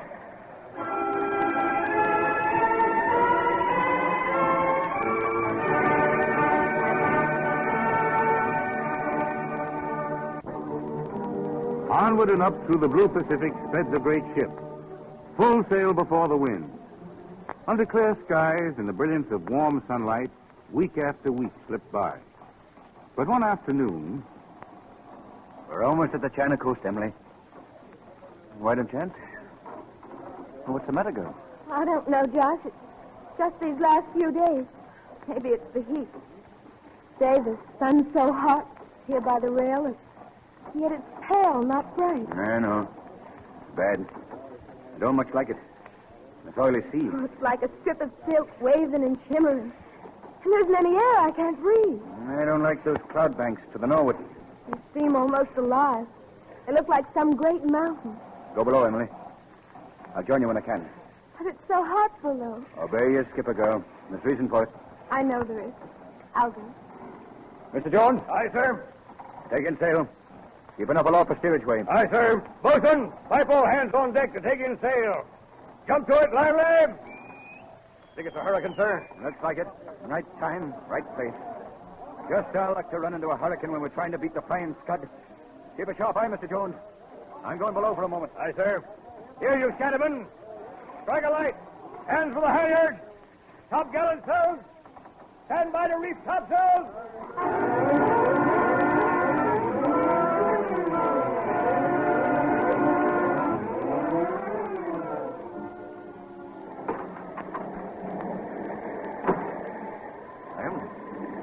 What's the matter? I'm afraid. There's got to be Kong. Soon, Josh, very soon. Oh, don't be afraid, darling. Doing all I can. Can't go any faster. Here, let me fix a pillow behind your head. Don't leave me, Josh. We're in for it. I've got to go on deck. Darling, hold me tight. No, I've got to go. Now leave me on deck. I need you here, especially now. No, Emily, I must, I tell you. Oh, darling, and couldn't you say a prayer with me before you go? We come a praying people. Emily, the ship, you, everybody is in my hands. And I'm in God's hands. You pray. Pray for all of us.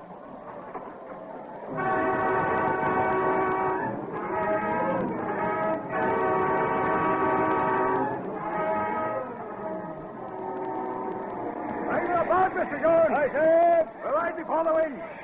Get a sea anchor over. Lash him under the wheel and sail the deck. I said.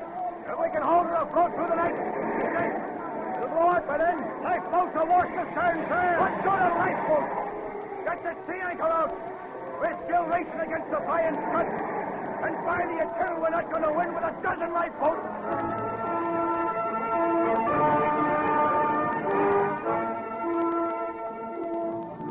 Rocked and shivered in the driving gale, the clipper ship plowed its way through the slashing sea toward the China coast. Overhead, the dark skies roared, ignited by streaking lightning, and the wind howled through the shrouds of its swaying mast. Late that night, the hurricane subsided. And some days later... Feel a little better, Emily? So warm and calm, I thought the air on deck might do you good. Where is he?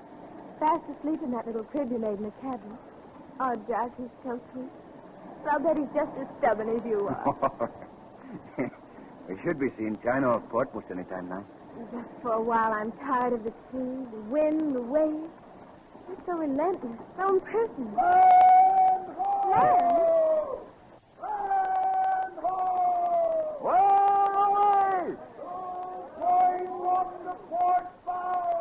Look, Emily. It almost looks like fog way off the port. That's land. That's China, darling.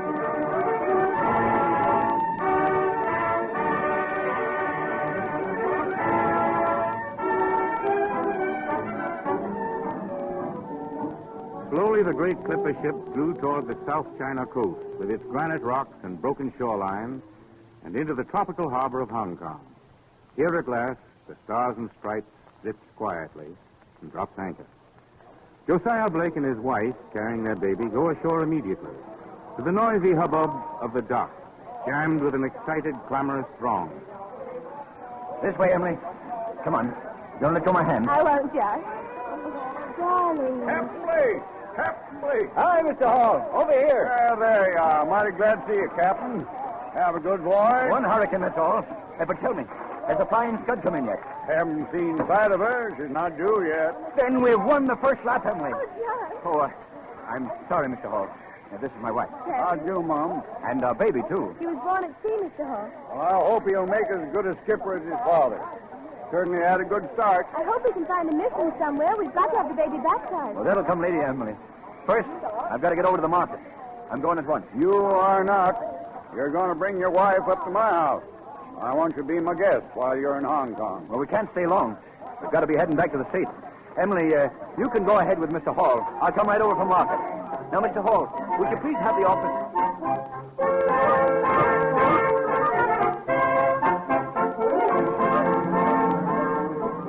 Within a few days, her hold filled with cargo exchanged in the markets of Hong Kong, the American clipper again weighed anchor for the homeward voyage.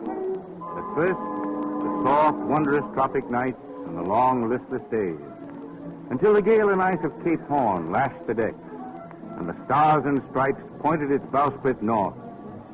Then again up through the blue rolling waters of the southern Atlantic, and when the red sun tipped the western horizon, then were tall tales told by the seamen, who gathered to watch Emily rock our baby in a tiny hammock.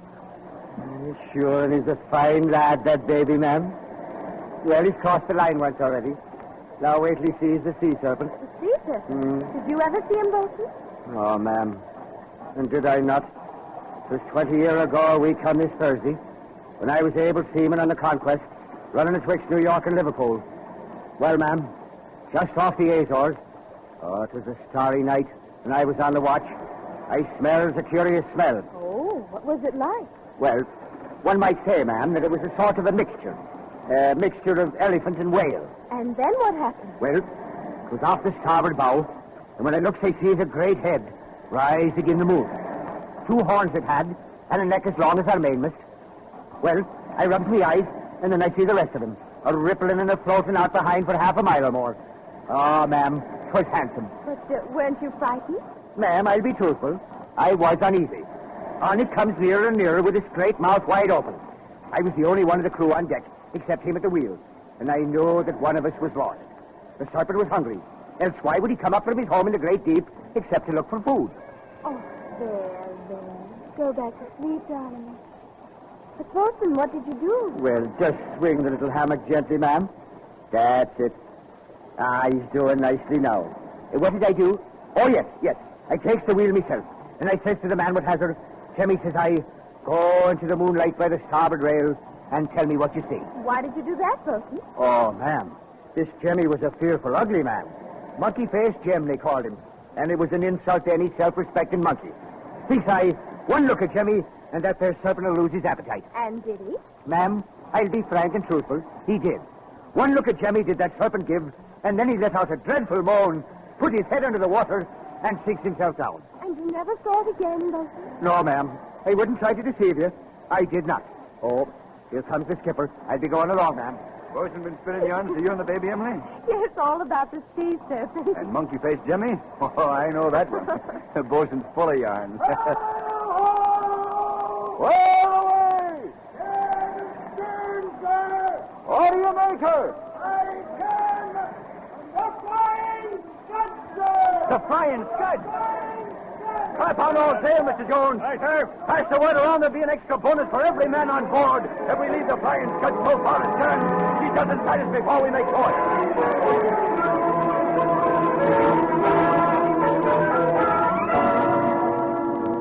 It was nip and tuck between the two great American clipper ships as they raced across the rolling seas back to Maine. And it was a thrilling spectacle of expert seamanship and beautiful vessels that characterized this romantic era in our maritime history. Finally, late one afternoon, as the steeple bells pealed over the little Maine harbor, the two stately greyhounds of the ocean, with their white sails arched in the wind, hove into sight. But it was Captain Blake on the Stars and Stripes that came first into port. Good work, Josiah. Fine. I'm proud of you, boy. Proud as a pig with two tails. 90 days out and 88 days return. Got a fine cargo, too, Father. And you, Emily. You and Josiah had to go beyond that.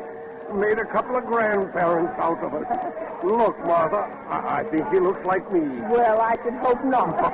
Emily, be a dear, and let me hold him. All right, Emily. You want to collect your bet from Williams, Father? First thing in the morning. 5,000 of it's yours, anyhow. And with the other 5, I'm making over shares in the Stars and Stripes to my grandson here. Oh, you hear that, Master Blake? He can't talk, so I'll thank you for him, Father. Come on, let's go up to the house. You can tell us all about the ride. Well, Father, as voyages go, it's pretty quiet. Nothing much happened.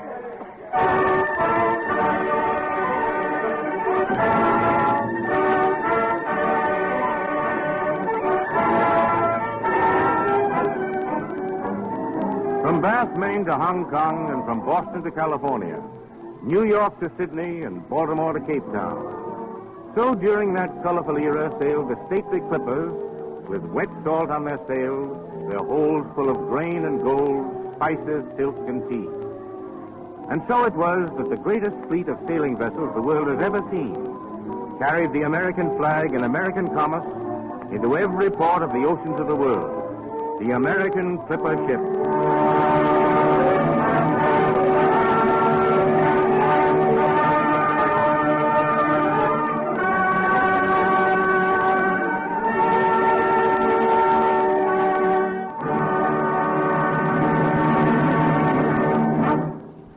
And now here's Basil Rysdale speaking for the DuPont Company with a story from the wonder world of chemistry. Have you ever had a longing to see the queer sights in distant corners of the world? To sail your own snug little craft into the harbors of Singapore, Sydney, Cape Town, and Constantinople? With a favoring breeze to coast past towering Sugarloaf as you make for Rio de Janeiro? To fascinating ports like those, our story of chemistry takes us tonight, aboard the trim, white two-masted schooner Yankee, famous for 2 round-the-world trips with amateur crews of adventurers, and due for another such trip this year. In many an out-of-the-way harbor, queer craft have swarmed about the Yankee, and natives have touched her sleek, glistening hull, jabbering strange words of admiration. For part of the beauty of this smart schooner is the new Marine Dulux finish, a finish that keeps it sparkling white in spite of the hard wear given by ocean waves, salt spray, and harbor gases. And Dulux, born in DuPont research laboratories, is one of chemistry's recent contributions to better living. Not merely a finish for ships that sail the seven seas, whether they be huge ocean liners or tiny pleasure craft, but also for homes like yours and mine. In fact, the whole story of modern paints and finishes is one that does credit to the chemist's skill and patient research. You've heard of wheat farms and potato farms. Have you ever heard of DuPont's paint farms? Let me describe one to you. Maybe you'll recognize it when you're out motoring. In a large field stand rows and rows of panels fixed on frames in a slanting position. One of these paint farms contains about 30,000 panels, each of them coated with a paint or finish. White, red, black, green, yellow, such a variety of hues that Joseph's coat of many colors would look drab beside them. Probably 15,000 different variations of formula and color are tested there at one time, exposed to burning sun, driving rain, snow and ice, and wind-driven dust. Careful records are kept, and each finish has to be good enough to beat Mother Nature at her worst before it's considered good enough for your house, your refrigerator, your furniture, your automobile, and scores of other things you use daily. And since paint has to meet climatic conditions in all parts of the United States, one paint farm isn't enough. DuPont has 9 of them scattered in widely separated parts of the country, from Texas to Massachusetts, California to Michigan. They even have a paint farm on a rooftop in a big city. Yes, paint. Such a common material, you seldom give it a thought. But without paint, wood would rot, iron would rust, and man's handiwork wouldn't last very long. It helps make the world a cleaner place to live in and adds the joy of color.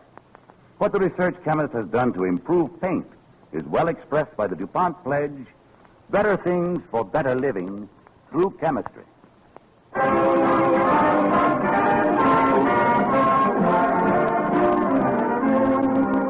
Next week, the Cavalcade of America presents a colorful story about the great Indian empire of the Iroquois Longhouse. So until next week, then at this same time, this is Thomas Chalmers saying good night and best wishes from DuPont. This is the Columbia Broadcasting System.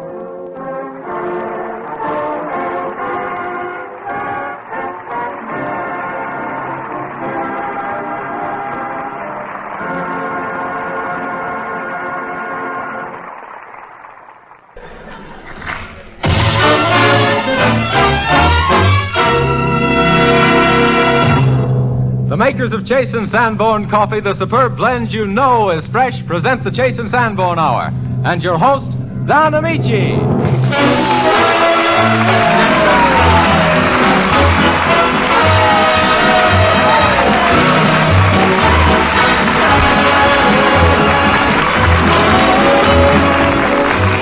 This is Don Amici, extending a very warm welcome from all our regulars, Edgar Bergen and Charlie McCarthy, Dorothy Lamour, and Robert Armbruster and the Chase and Sanborn Orchestra.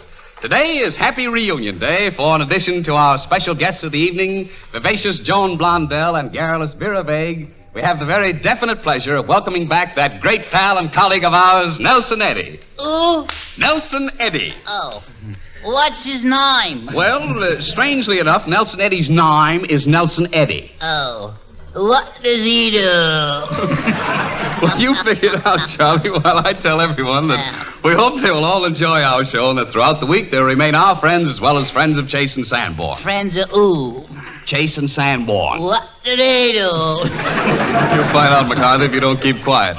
And this is your opportunity to hear what Nelson Eddy does. He offers excellent evidence as he sings that stirring song, Where Else But Here, from his recent picture, Let Freedom Ring. Ring it out, Nelson. Where is the home of the brave? Where else but here? You can say what you want, you can do what you want, it's within your every right. You can sleep where you want, you can walk where you want, you can turn day into night. You can take just as well as you give, with no fear in your heart you can live. Where? Here.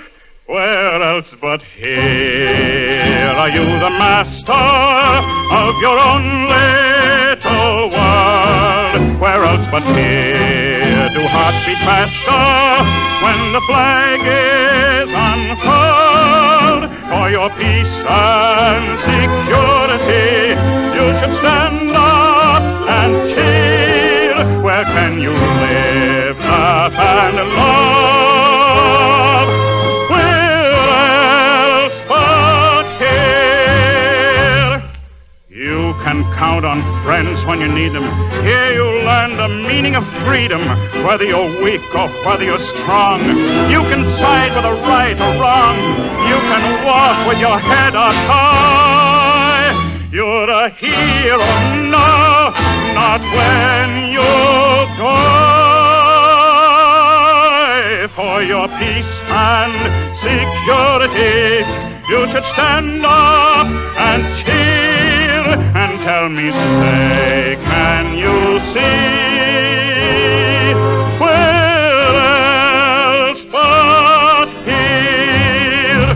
You can eat what you want. We can eat what we want. You can come and you can go. You can drink what you want. We can drink what we want. You can watch your children grow. You can vote, you can think, you can scheme. You can sing, you can smile, you can dream. Work, play, love, fight, be free.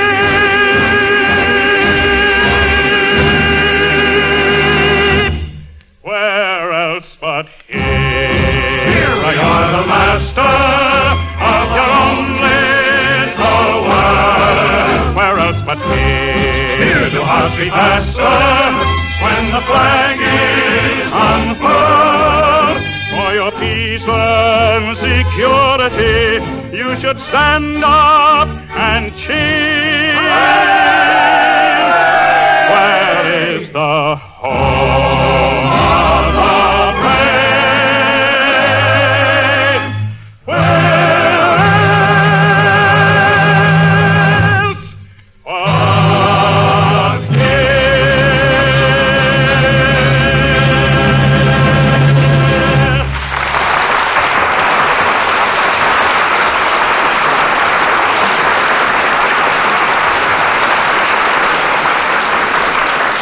When Nelson Eddy visited Cuba a few months ago, he kept his eyes open for native beauty and his ears open for native music. As a result, Nelson sings us one of his discoveries, a song in the true Cuban spirit. It's called Just Why I Love You. Por eso te quiero.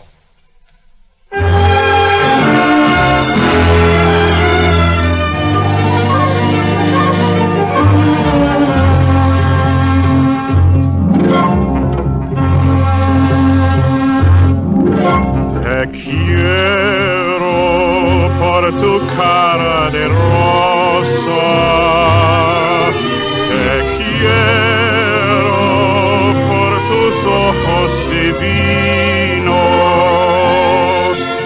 Te quiero porque sé que lloraste en mis días de ausencia, de triste soledad.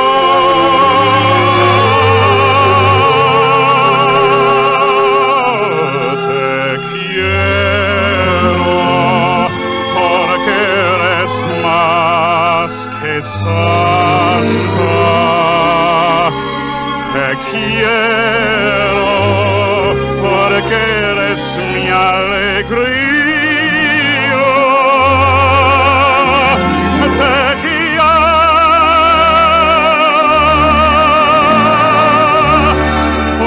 quería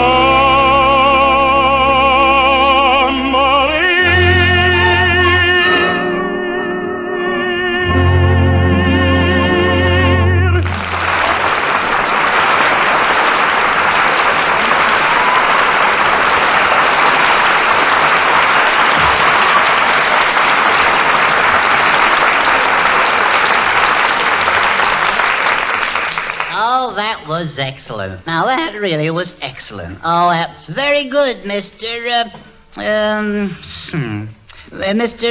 Oh, Bergen, what did you say his name was? Eddie. Oh. Nelson Eddie, of course. Oh, yes, of course. Where have you been, stranger? Well, I've been out on the road. Oh, on the road, huh? Selling? Of course not. Road gang? Charlie, no. God. Nelson's been on a concert tour of the country. Oh, I see. Yeah. You know, one-night stands. Uh-huh. A night here and a night there. Oh, yes, I know that, too. One night here, one night there. There, a night here, and there, a night. Nelson Eddie had a tour. E-I-E-I-O. That's very, very nice singing, Charlie. You remember me now, don't you? Well, my mind is a little hazy. You know, just a little hazy. Well, don't you remember I promised to bring you a present when I got back? Don't I? Oh, yes. Yeah, my mind is clearing up now. Yeah, clearing up. And remember you ran a lot of errands for me? Yeah, I sure did, didn't I? Yeah, that's right. Yeah, my mind is clearing up now. Yeah. And remember just before I left, I loaned you $2? Yeah. Here comes that haze again. You mean to say you don't remember borrowing $2 from me? I mean to say I can't afford to remember. But, Miss Reddy, didn't you say something about bringing me back a present, you know? Well, I don't remember. My mind is getting hazy. Oh, I see. I forgot that works two ways. Now, I'll tell you what we'll do. We'll compromise, see? If you give me the present, I'll forget all about the $2. Well, you don't deserve it. No. But here's your present. Oh, for me? Oh, Mr. Eddie, you shouldn't have done that. Do you like it, Charlie? Yeah, do I like it? Why, it's beautiful. Gee, I shall treasure this all my life. What is it? Why, it's an antique. Oh. An English mug with a lid on it. Oh. I thought they always wore derbies. Well, I still say, what is it? It's pewter. Yeah. Well, I thought it, but I didn't want to say it.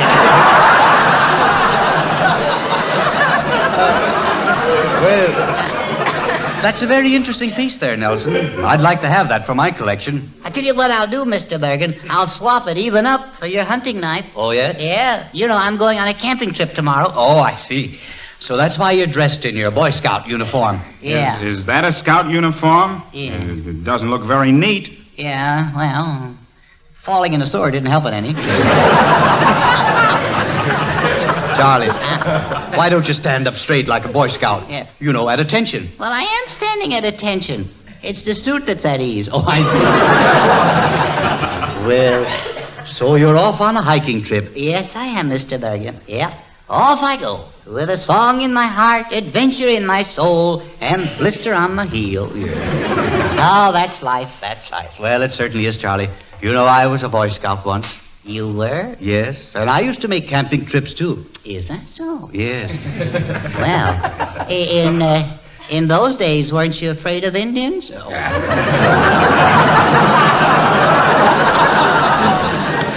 From the looks of things, I think they got you, huh?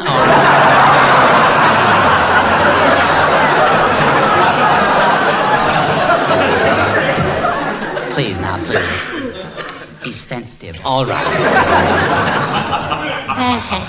Yes, I found the Boy Scout teachings valuable all through life. Uh-huh. Be prepared. Yeah. Do a good deed daily. Yeah, that's right. Be thrifty. Yeah, you certainly lean on that kind of heavy. Why, and I could tell you the names of the trees by the leaves. Yeah? Well, I'm going up in a pine forest. Oh, I see. Yes, so it's needless. Yeah, I see. Well, can you tell me the kind of a pine? What kind of a pine has the longest needles? The porcule. No, all right. Well, that's not important. I thought it was pretty good. I still like it. But you have studied life-saving, haven't you, Charlie? Oh, certainly. Yes. Now, what's the first thing you do when you see a person drowning? Yell for help. No. Huh? That's right. No.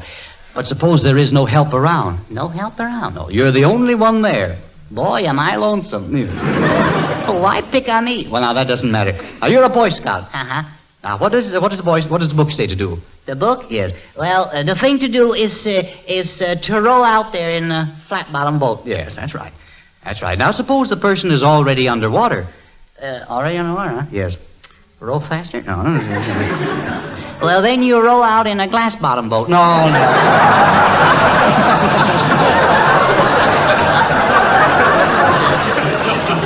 Well, all I can say is a person would be in a fine fix if they were drowning and counted on you for help. You can say that again. Now, Charlie, this man is drowning. Uh-huh. Now, what's the first thing you're going to do for him when you get him out of water? Get the water out of him. Yes, I know. But how? Well, we resort to what we call artificial respiration. No. Perspiration. No. Vaccination. No, of course not. Well, by golly, I'm warm. No, you're not. Now, what is it? It's artificial. Yes, that's right. Indignation. No. Now, what are you going to do for this fellow? Oh, it's too late. The guy who got up and walked home. Oh, he did. Well, a fine thing. Yeah. Well, anyhow, Mr. Bergen, there ain't any water where we're going. We're going to climb the mountains. Oh, I see. Up in a mountain. Yeah. Now, you're taking the pup tent with you? No, I'm leaving the dog home. Oh, I see. Well, now, where are you going to sleep? Sleep? Yes. Oh, we're going to sleep right under the stars. Oh, I see. Yes, sir. Fresh air. Yes. Hot cold already. Well, now, I think that's going to be very fine. Yes, I think I like it. You like sleeping in the open, don't you? Yes, it's well ventilated. Yes, you might. The only thing is my nose gets cold, see, so I have to sleep on my stomach. Oh, I see. Sort of southern exposure. Yes, I understand. Yeah. Well, are you all set for your trip, Charlie? Yes, sirree. I got all my equipment and hiking outfit, and my axe, and first aid kit, and fishing pole, extra uniform, 9 blankets, a comforter, and an inner spring mattress, and a fowling piece. My, sounds like a lot of equipment. Yes, it is. How long are you going to be away, Charlie? Oh, just overnight. Oh, I see. All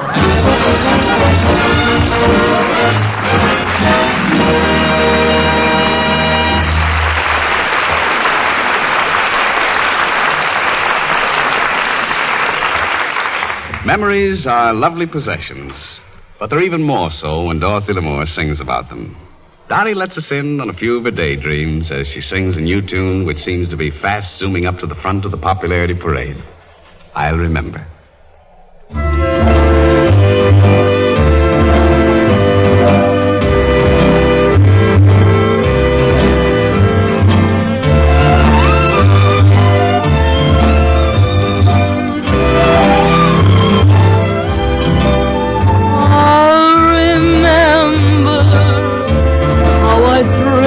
At the sight of you, I'll remember how the dream of my heart came true. I'll remember how we stood in the moonglow, so young and free, so glad to be alone. I'll remember cigarettes we forgot to light, and the sunrise that we missed when we kissed goodnight. All those moments spent in paradise for two. I'll remember.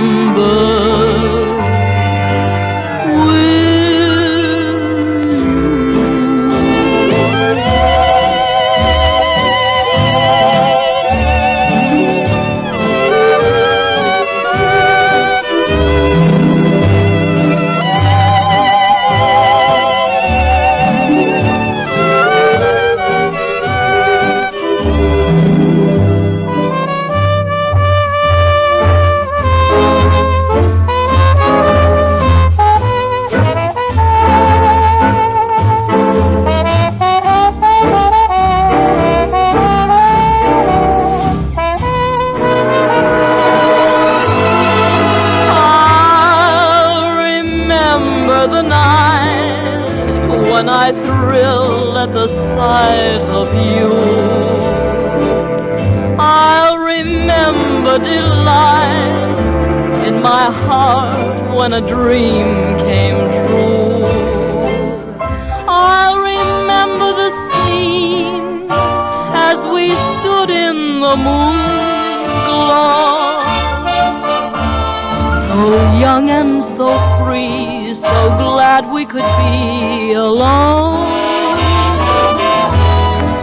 I'll remember cigarettes we forgot to light, and the sunrise that we missed when we kissed goodnight.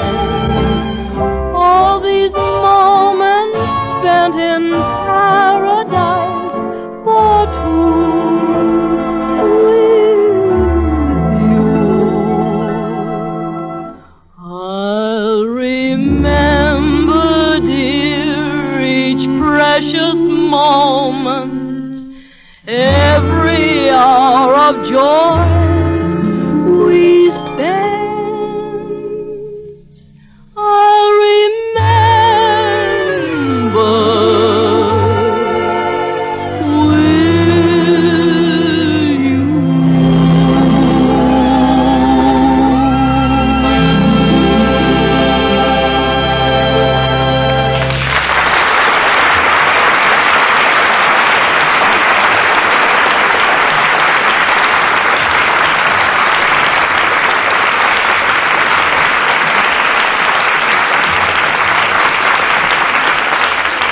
Well, Nelson, how does it feel to be home again? Feels great, Don. All the old, familiar faces. You had to get that old in there, I suppose, huh? Oh, no, I'll take it back. You haven't aged much. Thanks. But all the faces are familiar. You'll grant me that, I hope. Dorothy and Edgar and Charlie, Bobby and you. Yeah, there's the same bunch around here, Nelson, but you don't see all of us. We've added quite a few new people to the show. Well, they must be invisible men. I don't see them. Oh, no, they're not here. They're all over the country. Ted Kimball's in Salt Lake City. Jim Matthews is in San Francisco. Fred Weingarth is in the Southwest. Then there's Bill Spargrove. Well, wait a minute, Don. I'm glad to meet all these far-flung gentlemen, but I thought the Chase and Sanborn Hour was a Hollywood show. Well, about 58 minutes of it is Hollywood, Nelson. But the other 2 minutes are devoted to special local news from Chase and Sanborn in each locality. And now is the time when all these members of our show talk to their neighbors, just like this. Welcome back, Nelson Eddy, and thank you, Don. This is Bill Spargrove with news about the Chase and Sanborn dated coffee that comes in the new silver package. Now, some of you will see that new silver package tomorrow morning for the very first time. It's just come to your town. But a few cities have had it long enough to try it out. And wherever it goes on sale, people change to it just as fast as they can. Because it brings you coffee that's the last word in freshness and delicious flavor. It's bound to be fresh. It's roasted right in your own section and rushed to your grocer in our fast trucks. And the date it arrives, freshly roasted, is marked on every silver package. And so you know your coffee is fine and fresh and full of flavor. And that's what you want, freshly roasted coffee. And freshness is important because stale coffee can go bad, just like milk or eggs. And when it does, there's no fun drinking it. But our dating system protects you from all that. You're sure of freshness and fine flavor with Chase and Sanborn dated coffee. Try it in the wonderful new silver package. There's no increase in price. Use it for hot coffee or for iced coffee. Either way, I think you and your family are going to agree that it's just about the finest tasting coffee in the world.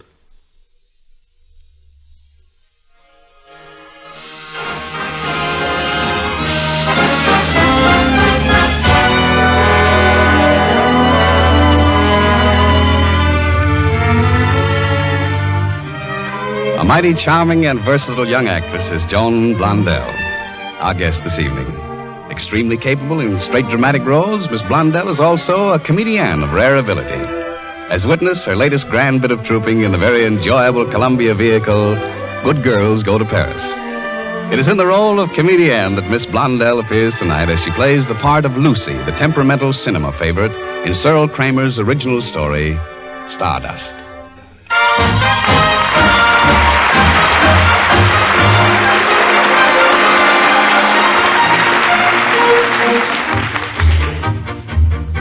The The scene of our play is the Empire Suite of a large hotel in Hollywood, California. The time is 1 o'clock in the afternoon. Lucille Manton, movie star, is awaiting a visit from her agent, Jerry Williams. There's a knock at the door. Come in. Hello, Toots. Don't call me Toots. Just you say, Toots. Did you hear me? I said don't call me Toots. Oh, relax, baby. You're among friends. So what are you doing up at 1 o'clock in the afternoon? You got insomnia? No. I often get up at 1 o'clock in the afternoon. Yeah? Well, what's on your mind? Must be important to have me rush up here to the Royal Suite at an hour like this. Is it too much to ask my agent, the man that takes 10% of everything I earn, to call on me? No, of course not, honey. What's bothering you?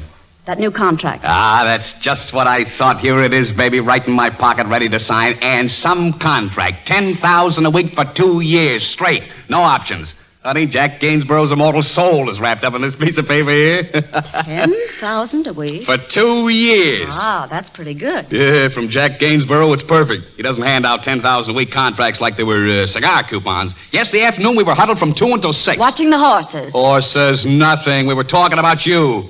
Gainsborough wanted to give you $7,500 a week for 1 year with options on the next 4. Oh, he did he? Yeah, but I laughed right in his face. Jack, I said, Lucille Manton is the biggest star in pictures today. She wouldn't walk on the lot for $7,500 a week. Let's see the contract. Yeah, here it is, honey. Put your Henrietta Hancock right there under mine. That'll make it legal. Ah, it is a nice contract, isn't They it? don't make them any nicer, baby. Now sign right here. I'm not signing. Right here. You're not what? I'm not signing the contract. Put it back in your pocket or tear it up. You tear it up? You heard me. Tear it up. What's the matter with you? Nothing. Have you gone crazy? I don't think so. Well, then what?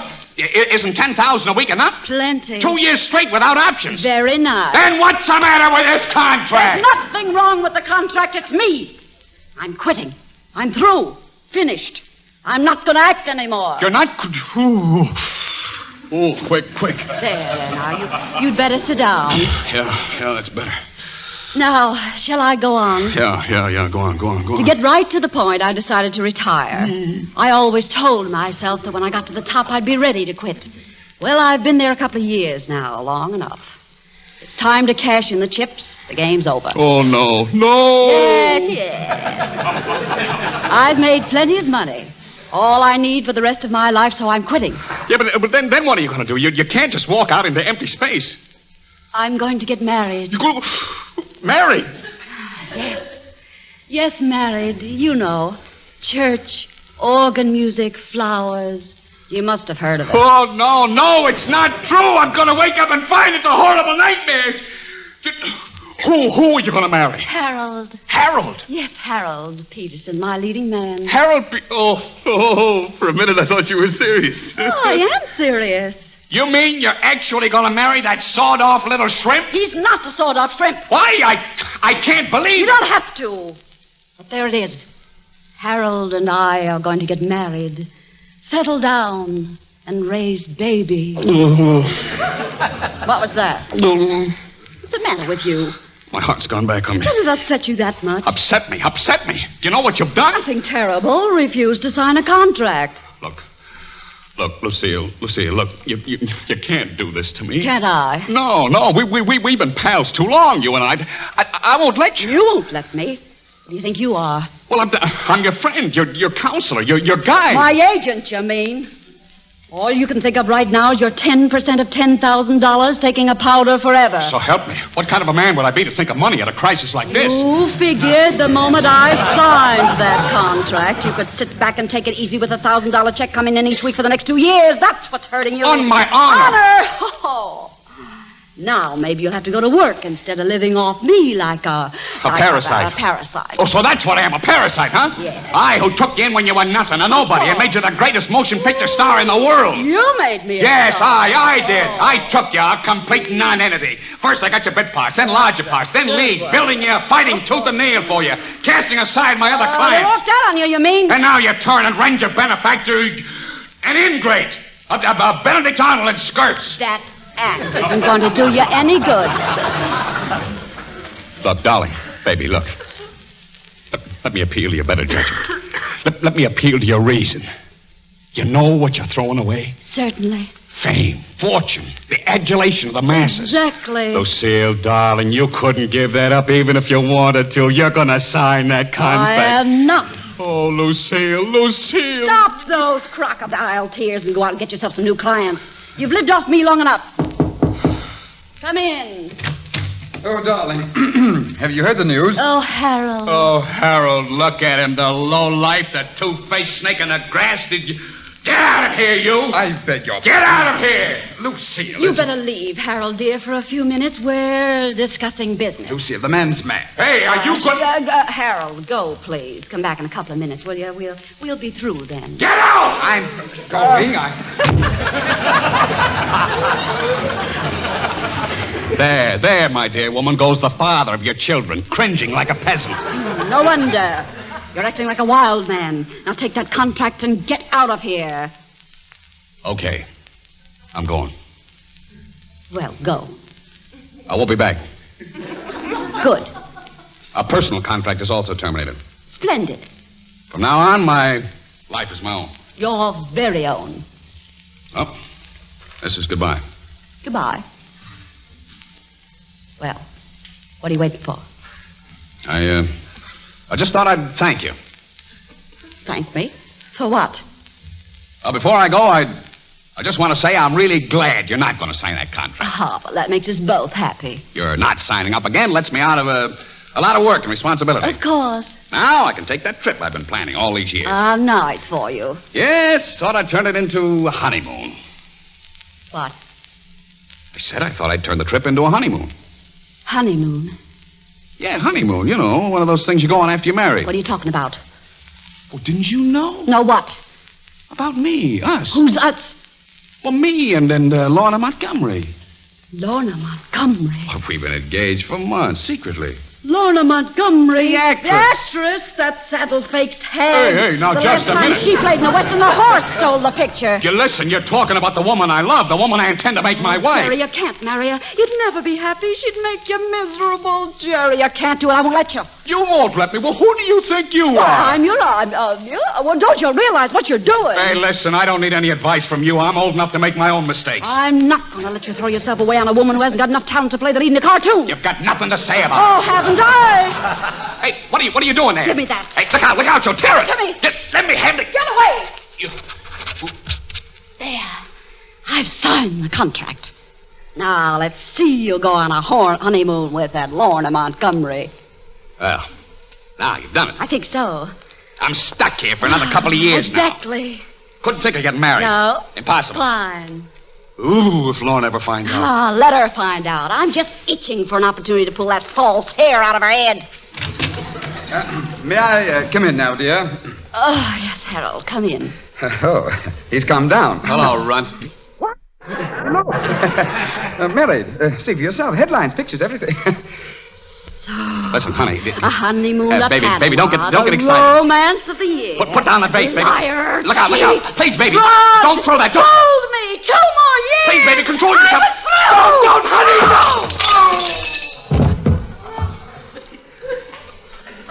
You hit him.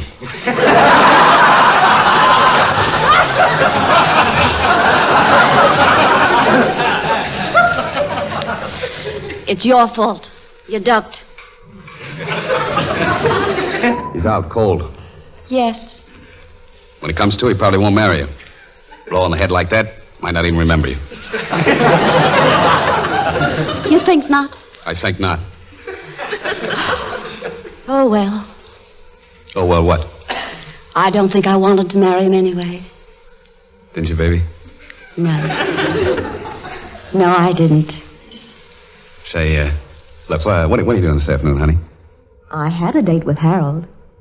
How'd you like to go to the races? Love to. Go on, go change your clothes. I'm changing. Oh, darling. Yeah, baby. Phone for some lunch, will you? I'm starved. Only be careful.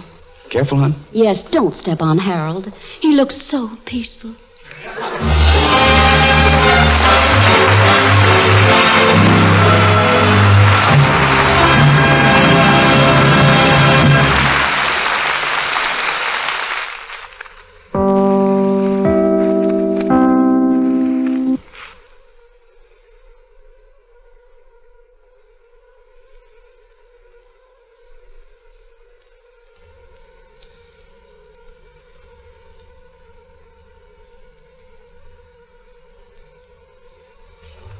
This is Don Amici, and the Chase and Sanborn Hour continues. American music has been infinitely enriched by the melodic contributions made to it by the late Victor Herbert. Nelson Eddy sings his very beautiful song, I'm Falling in Love. Nelson?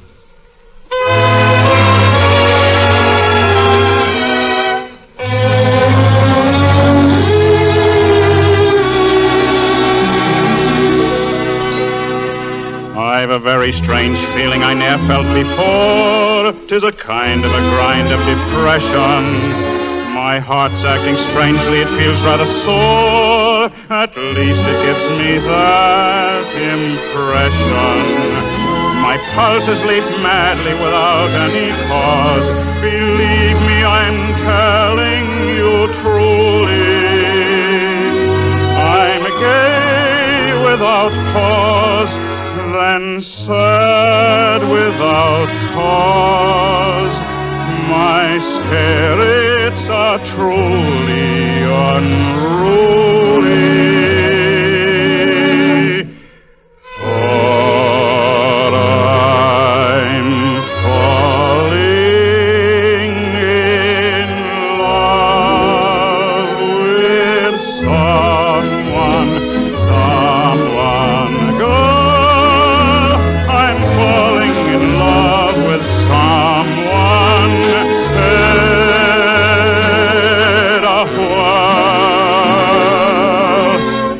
yes, I'm falling in love with someone plain to see. I'm sure I could love someone madly if someone would only love me.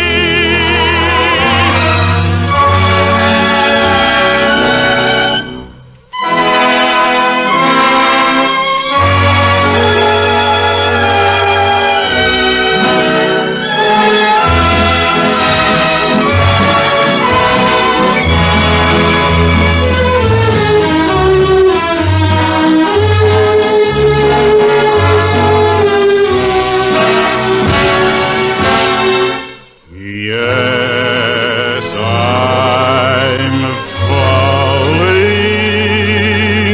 in love with someone plain to see. I'm sure I could love someone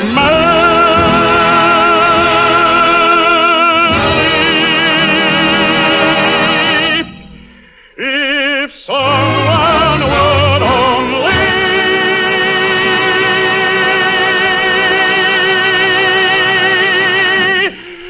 love me.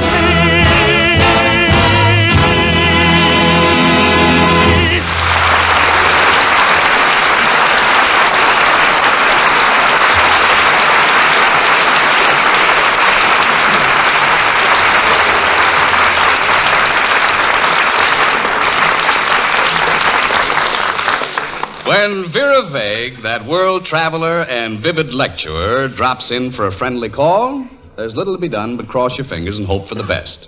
And Vera is with us this evening, up in the air and flying high. So greetings and salutations, Vera Vague.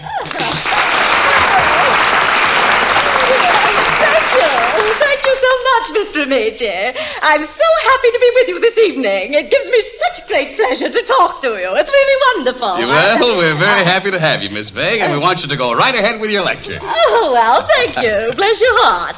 Now, tonight I thought I'd discuss the educational advantages of travel and the titillating experience of general vagabondage. It's a fascinating subject, don't you think? It's a wanderlusty.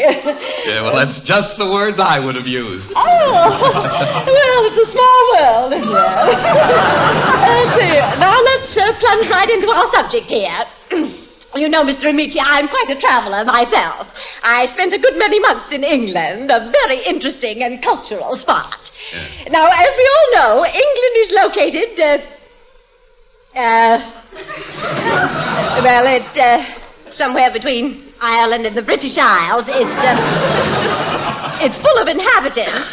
That is, quite a number of people live there. Where am I? Well, as I remembered, you were discussing the English. Oh, I was? Oh, yes. Well, I don't see why I shouldn't discuss the English. I feel that England and America have a great deal in common, especially musically. I believe that's due to the alliance of the Anglo-Saxophone peoples. Undoubtedly. Yes. Now, as you know, England is full of interesting edifices, churches, and art galleries. I remember while there, I went to see, we saw some beautiful old, well, it's very foggy in England.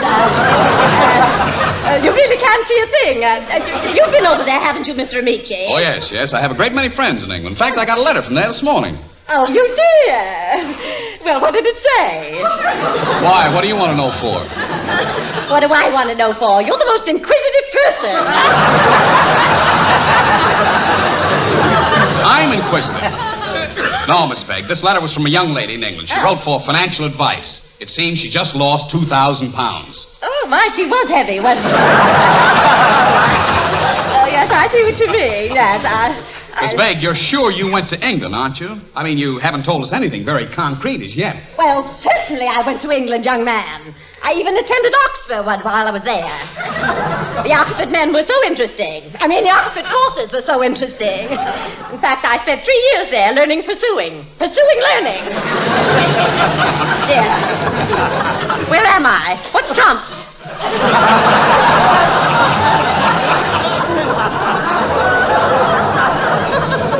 Miss Begg, you don't mind if I interrupt, do you? Interrupt? No. Go right ahead, Mr. Amici. Butt right in. Well, since you don't remember anything about it, I think you might just skip England and tell us about some other country you visited. If you don't mind my suggestion. Oh, certainly not. I value your suggestion. Oh, well, thanks. No one in the world could have a higher opinion of you than I do, Mr. Amici. Oh, I thank you. Yes, and I don't think you're so hot. Oh, dear. Guess that'll bring you down a keg. Now, no more quarreling, Mr. Amici. I wish I had a pipe of peace. Wish I had a piece of pipe.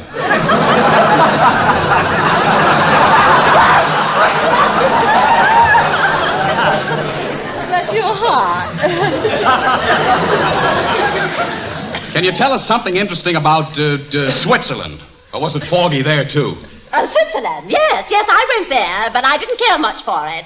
Heavens, it's nothing but a lot of mountains. I suppose you spent some time at Baden-Baden while you were over there. Oh, Baden-Baden, that resort. Yes. Yes, well, I looked for it, but I couldn't find it. It got to be a regular game. A game? Yes. Baden-Baden, who's got the Baden? Oh, dear, listen to me. But truly, of all the countries in the world, I think Egypt is the most inspiring. I remember I used to go to the banks of the Nile and sit there for hours on end. For hours on end.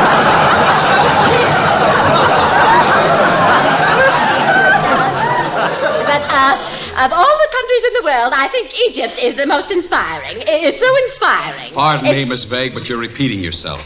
What's that, young man? I say you're repeating yourself. Well, so are you. Now, you just leave me alone. I know what I'm doing. Now, the Egyptian civilization is very old. It dates way back to,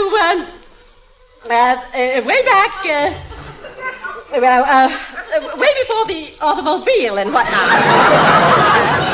Yeah, especially the whatnots. Yeah. No, now, please, Mr. Amici. Of course, while in Egypt, you went up the Nile, didn't you? Oh, yes, all the way up. And isn't it a lovely view from the top?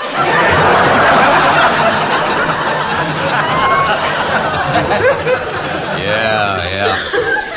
Well, you know, I went to Egypt a few years ago myself, Miss Vague, and I visited the pyramids. Yeah. They were literally covered with hieroglyphics. Oh. weren't you afraid they'd hop on you? Oh, yes. I see what you mean. No, but truly, no, I really was so impressed with Egypt that after I visited the Sphinx, I just sat right down and wrote a lovely poem about it. But you can't hear it, Mr. Amici. That's very kind of you, Miss Begg, but I'm afraid we have... good. I knew you'd like it. You did. No one knows just what she thinks. Oh, solemn image of the Sphinx.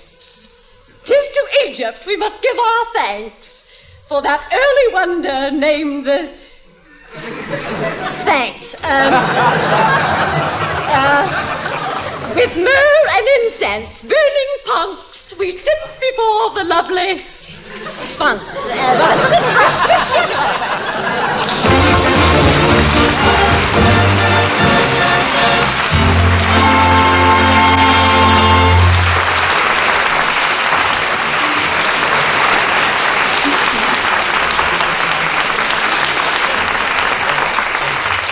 Some people prefer the soft, dreamy kind of music, and I'm no exception. But more often you'll find me a fall guy for the vim, verve, and vitality kind. To be more specific, Embraceable You and I Got Rhythm. Robert, let's start verbing.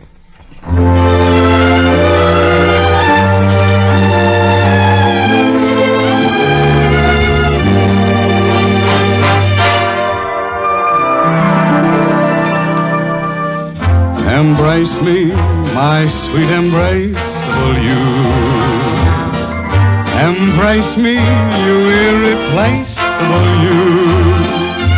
Just one look at you, my heart grew tipsy in me. You and you alone bring out the gypsy in me. I love all the many charms about you. Above all, I want my arms about you. Don't be a naughty baby.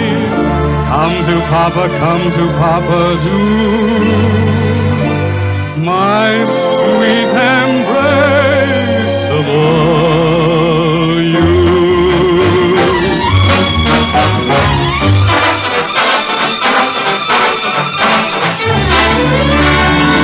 I got rhythm, I got music, I got my gal who could ask for anything more.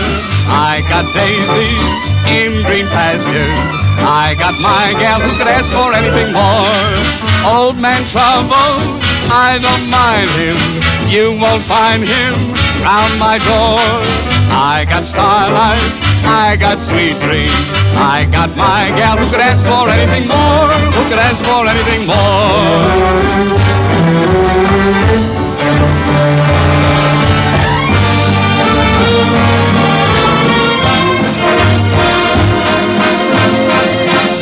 Don't be a naughty baby. Come to Papa, do. My sweet embraceable you.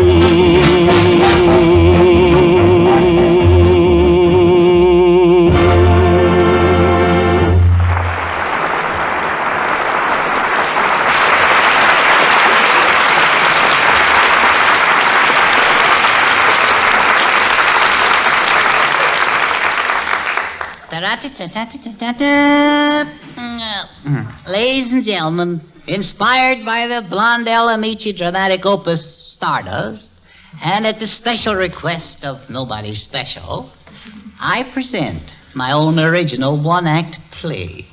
It's a comedy fierce... Very good. Well, I'll watch that. Oh, yes, I'm sorry. It's a comedy farce full of fierce comedy. Bannon, tell him about it. This play employs a cast of thousands and includes Joan Blondell, Dorothy Lamour, Nelson Eddy, Don Amici. 12 white horses, 14 trunks of wardrobe. Yes, 3 people will positively appear. We hope. Since playwright McCarthy sets this scene in a theatrical booking office, he's given his play the working title of Fishing Prohibited or No Casting Today. Curtain.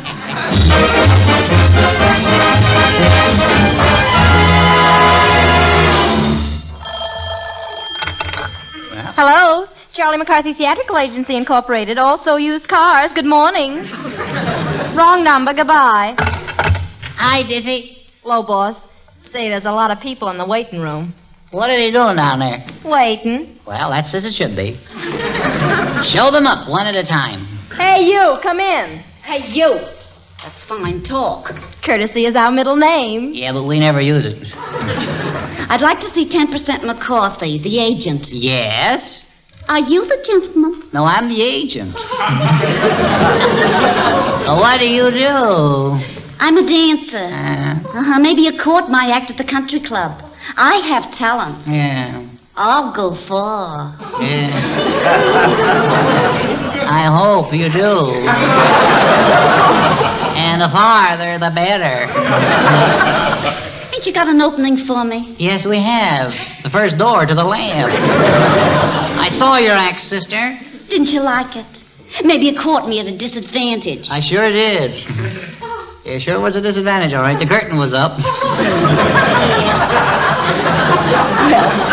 I will admit that the opening was a little slow, but didn't you think the ending was awful good?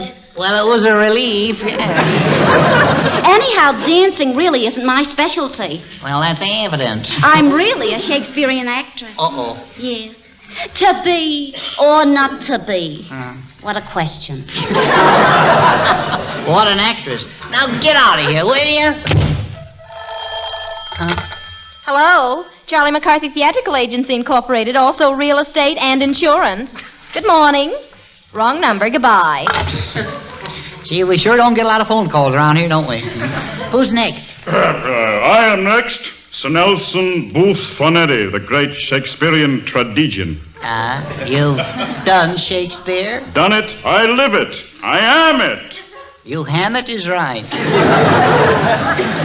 Have you ever played Henry VIII? No, but I played a benefit August the 5th.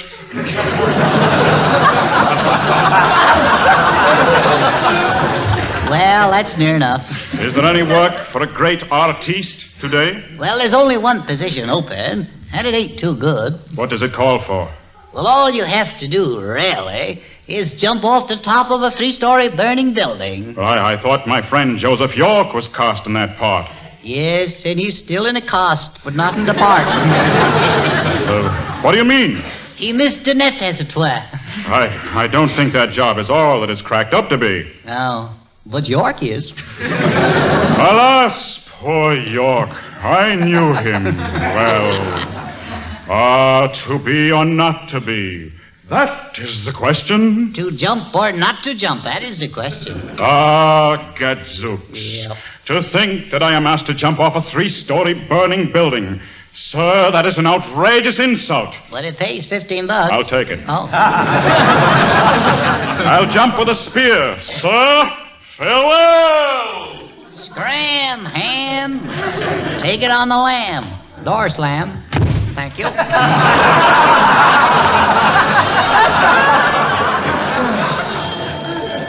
Busy around here. Hello. McCarthy Theatrical Agency Incorporated and Swap Shop, also used cars, real estate, and insurance. Good morning. Wrong number. Goodbye. Say, if anybody else calls, you might mention that I got a dog I'd like to sell. Hello, boss. This is the cast-off office. You're in the right place, buddy. What do you got today? I got a dog for sale. No. You got a partner for me? Now, don't tell me you're a Shakespearean actor, too. Oh, Gad the Zookies and odds of goblins, sure I am. Well, to be or have you been, why am I asking? I think you got something there. Oh, a rose by any other name with the smell. And so do you. Goodbye. Hello. This is McCarthy Theatrical Agency Incorporated, etc. What? What?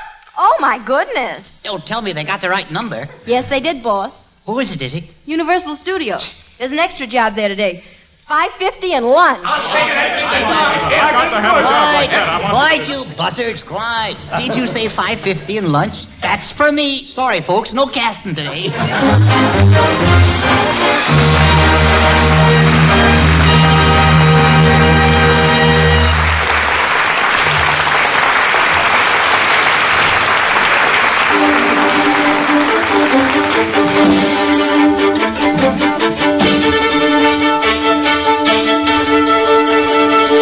Robert Arm Brewster and the Chase and Sanborn Orchestra play their arrangement of Mussorgsky's Hopak.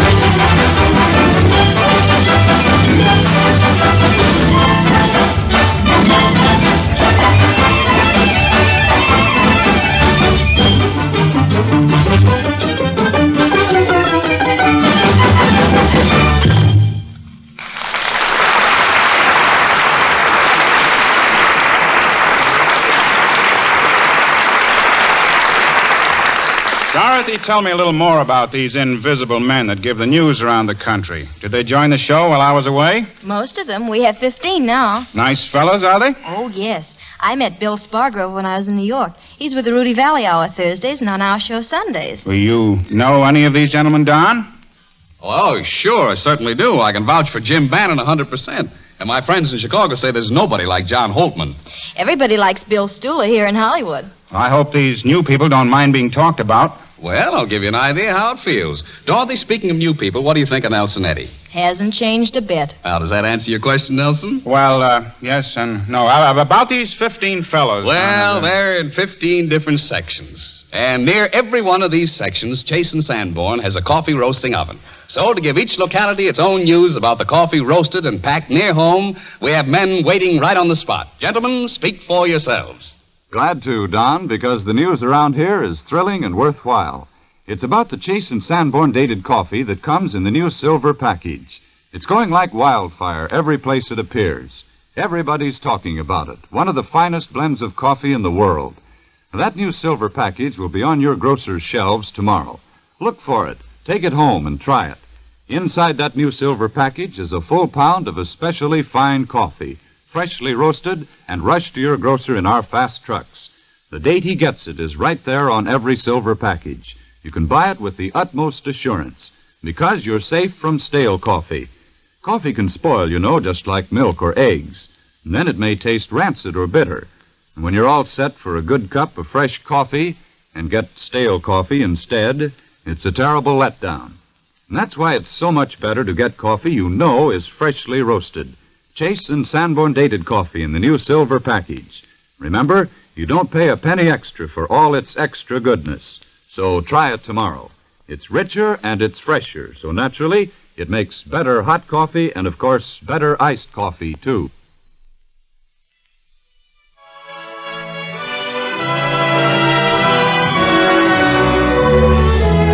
Nelson Eddy sings, "Is Not His Word Like a Fire?" from Mendelssohn's impressive oratorio, Elijah.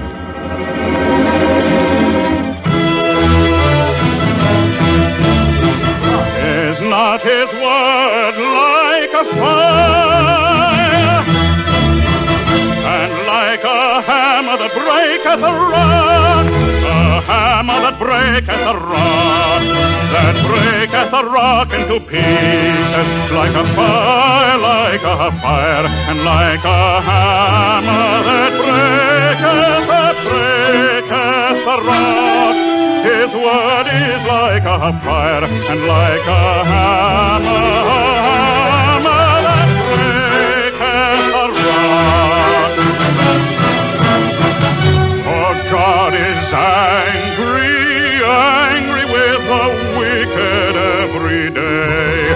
For God is angry with the wicked every day. And if the wicked turn not, the Lord will whet his sword, will whet his sword, and he hath bent his bow, and made it ready, and made it ready. Is not his word like a fire, and like a hammer that breaketh a rock, and like a hammer that breaketh a rock? Is not his word like a fire, and like a hammer that breaketh a rock, that breaketh a rock, that breaketh a rock, and like a fire, like a hammer that breaketh a rock? Is not his word like a hammer that breaketh a rock? Is not his word like a hammer that breaketh the rock into pieces?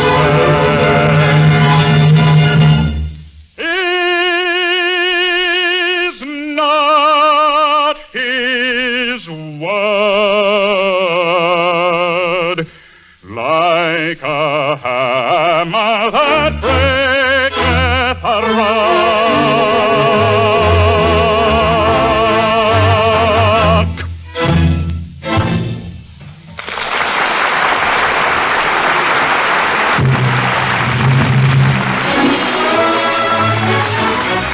And so we come to the end of another Chase and Sanborn hour, an hour that's made possible by your purchases of Chase and Sanborn coffee. That's the best way of telling us you enjoy our show.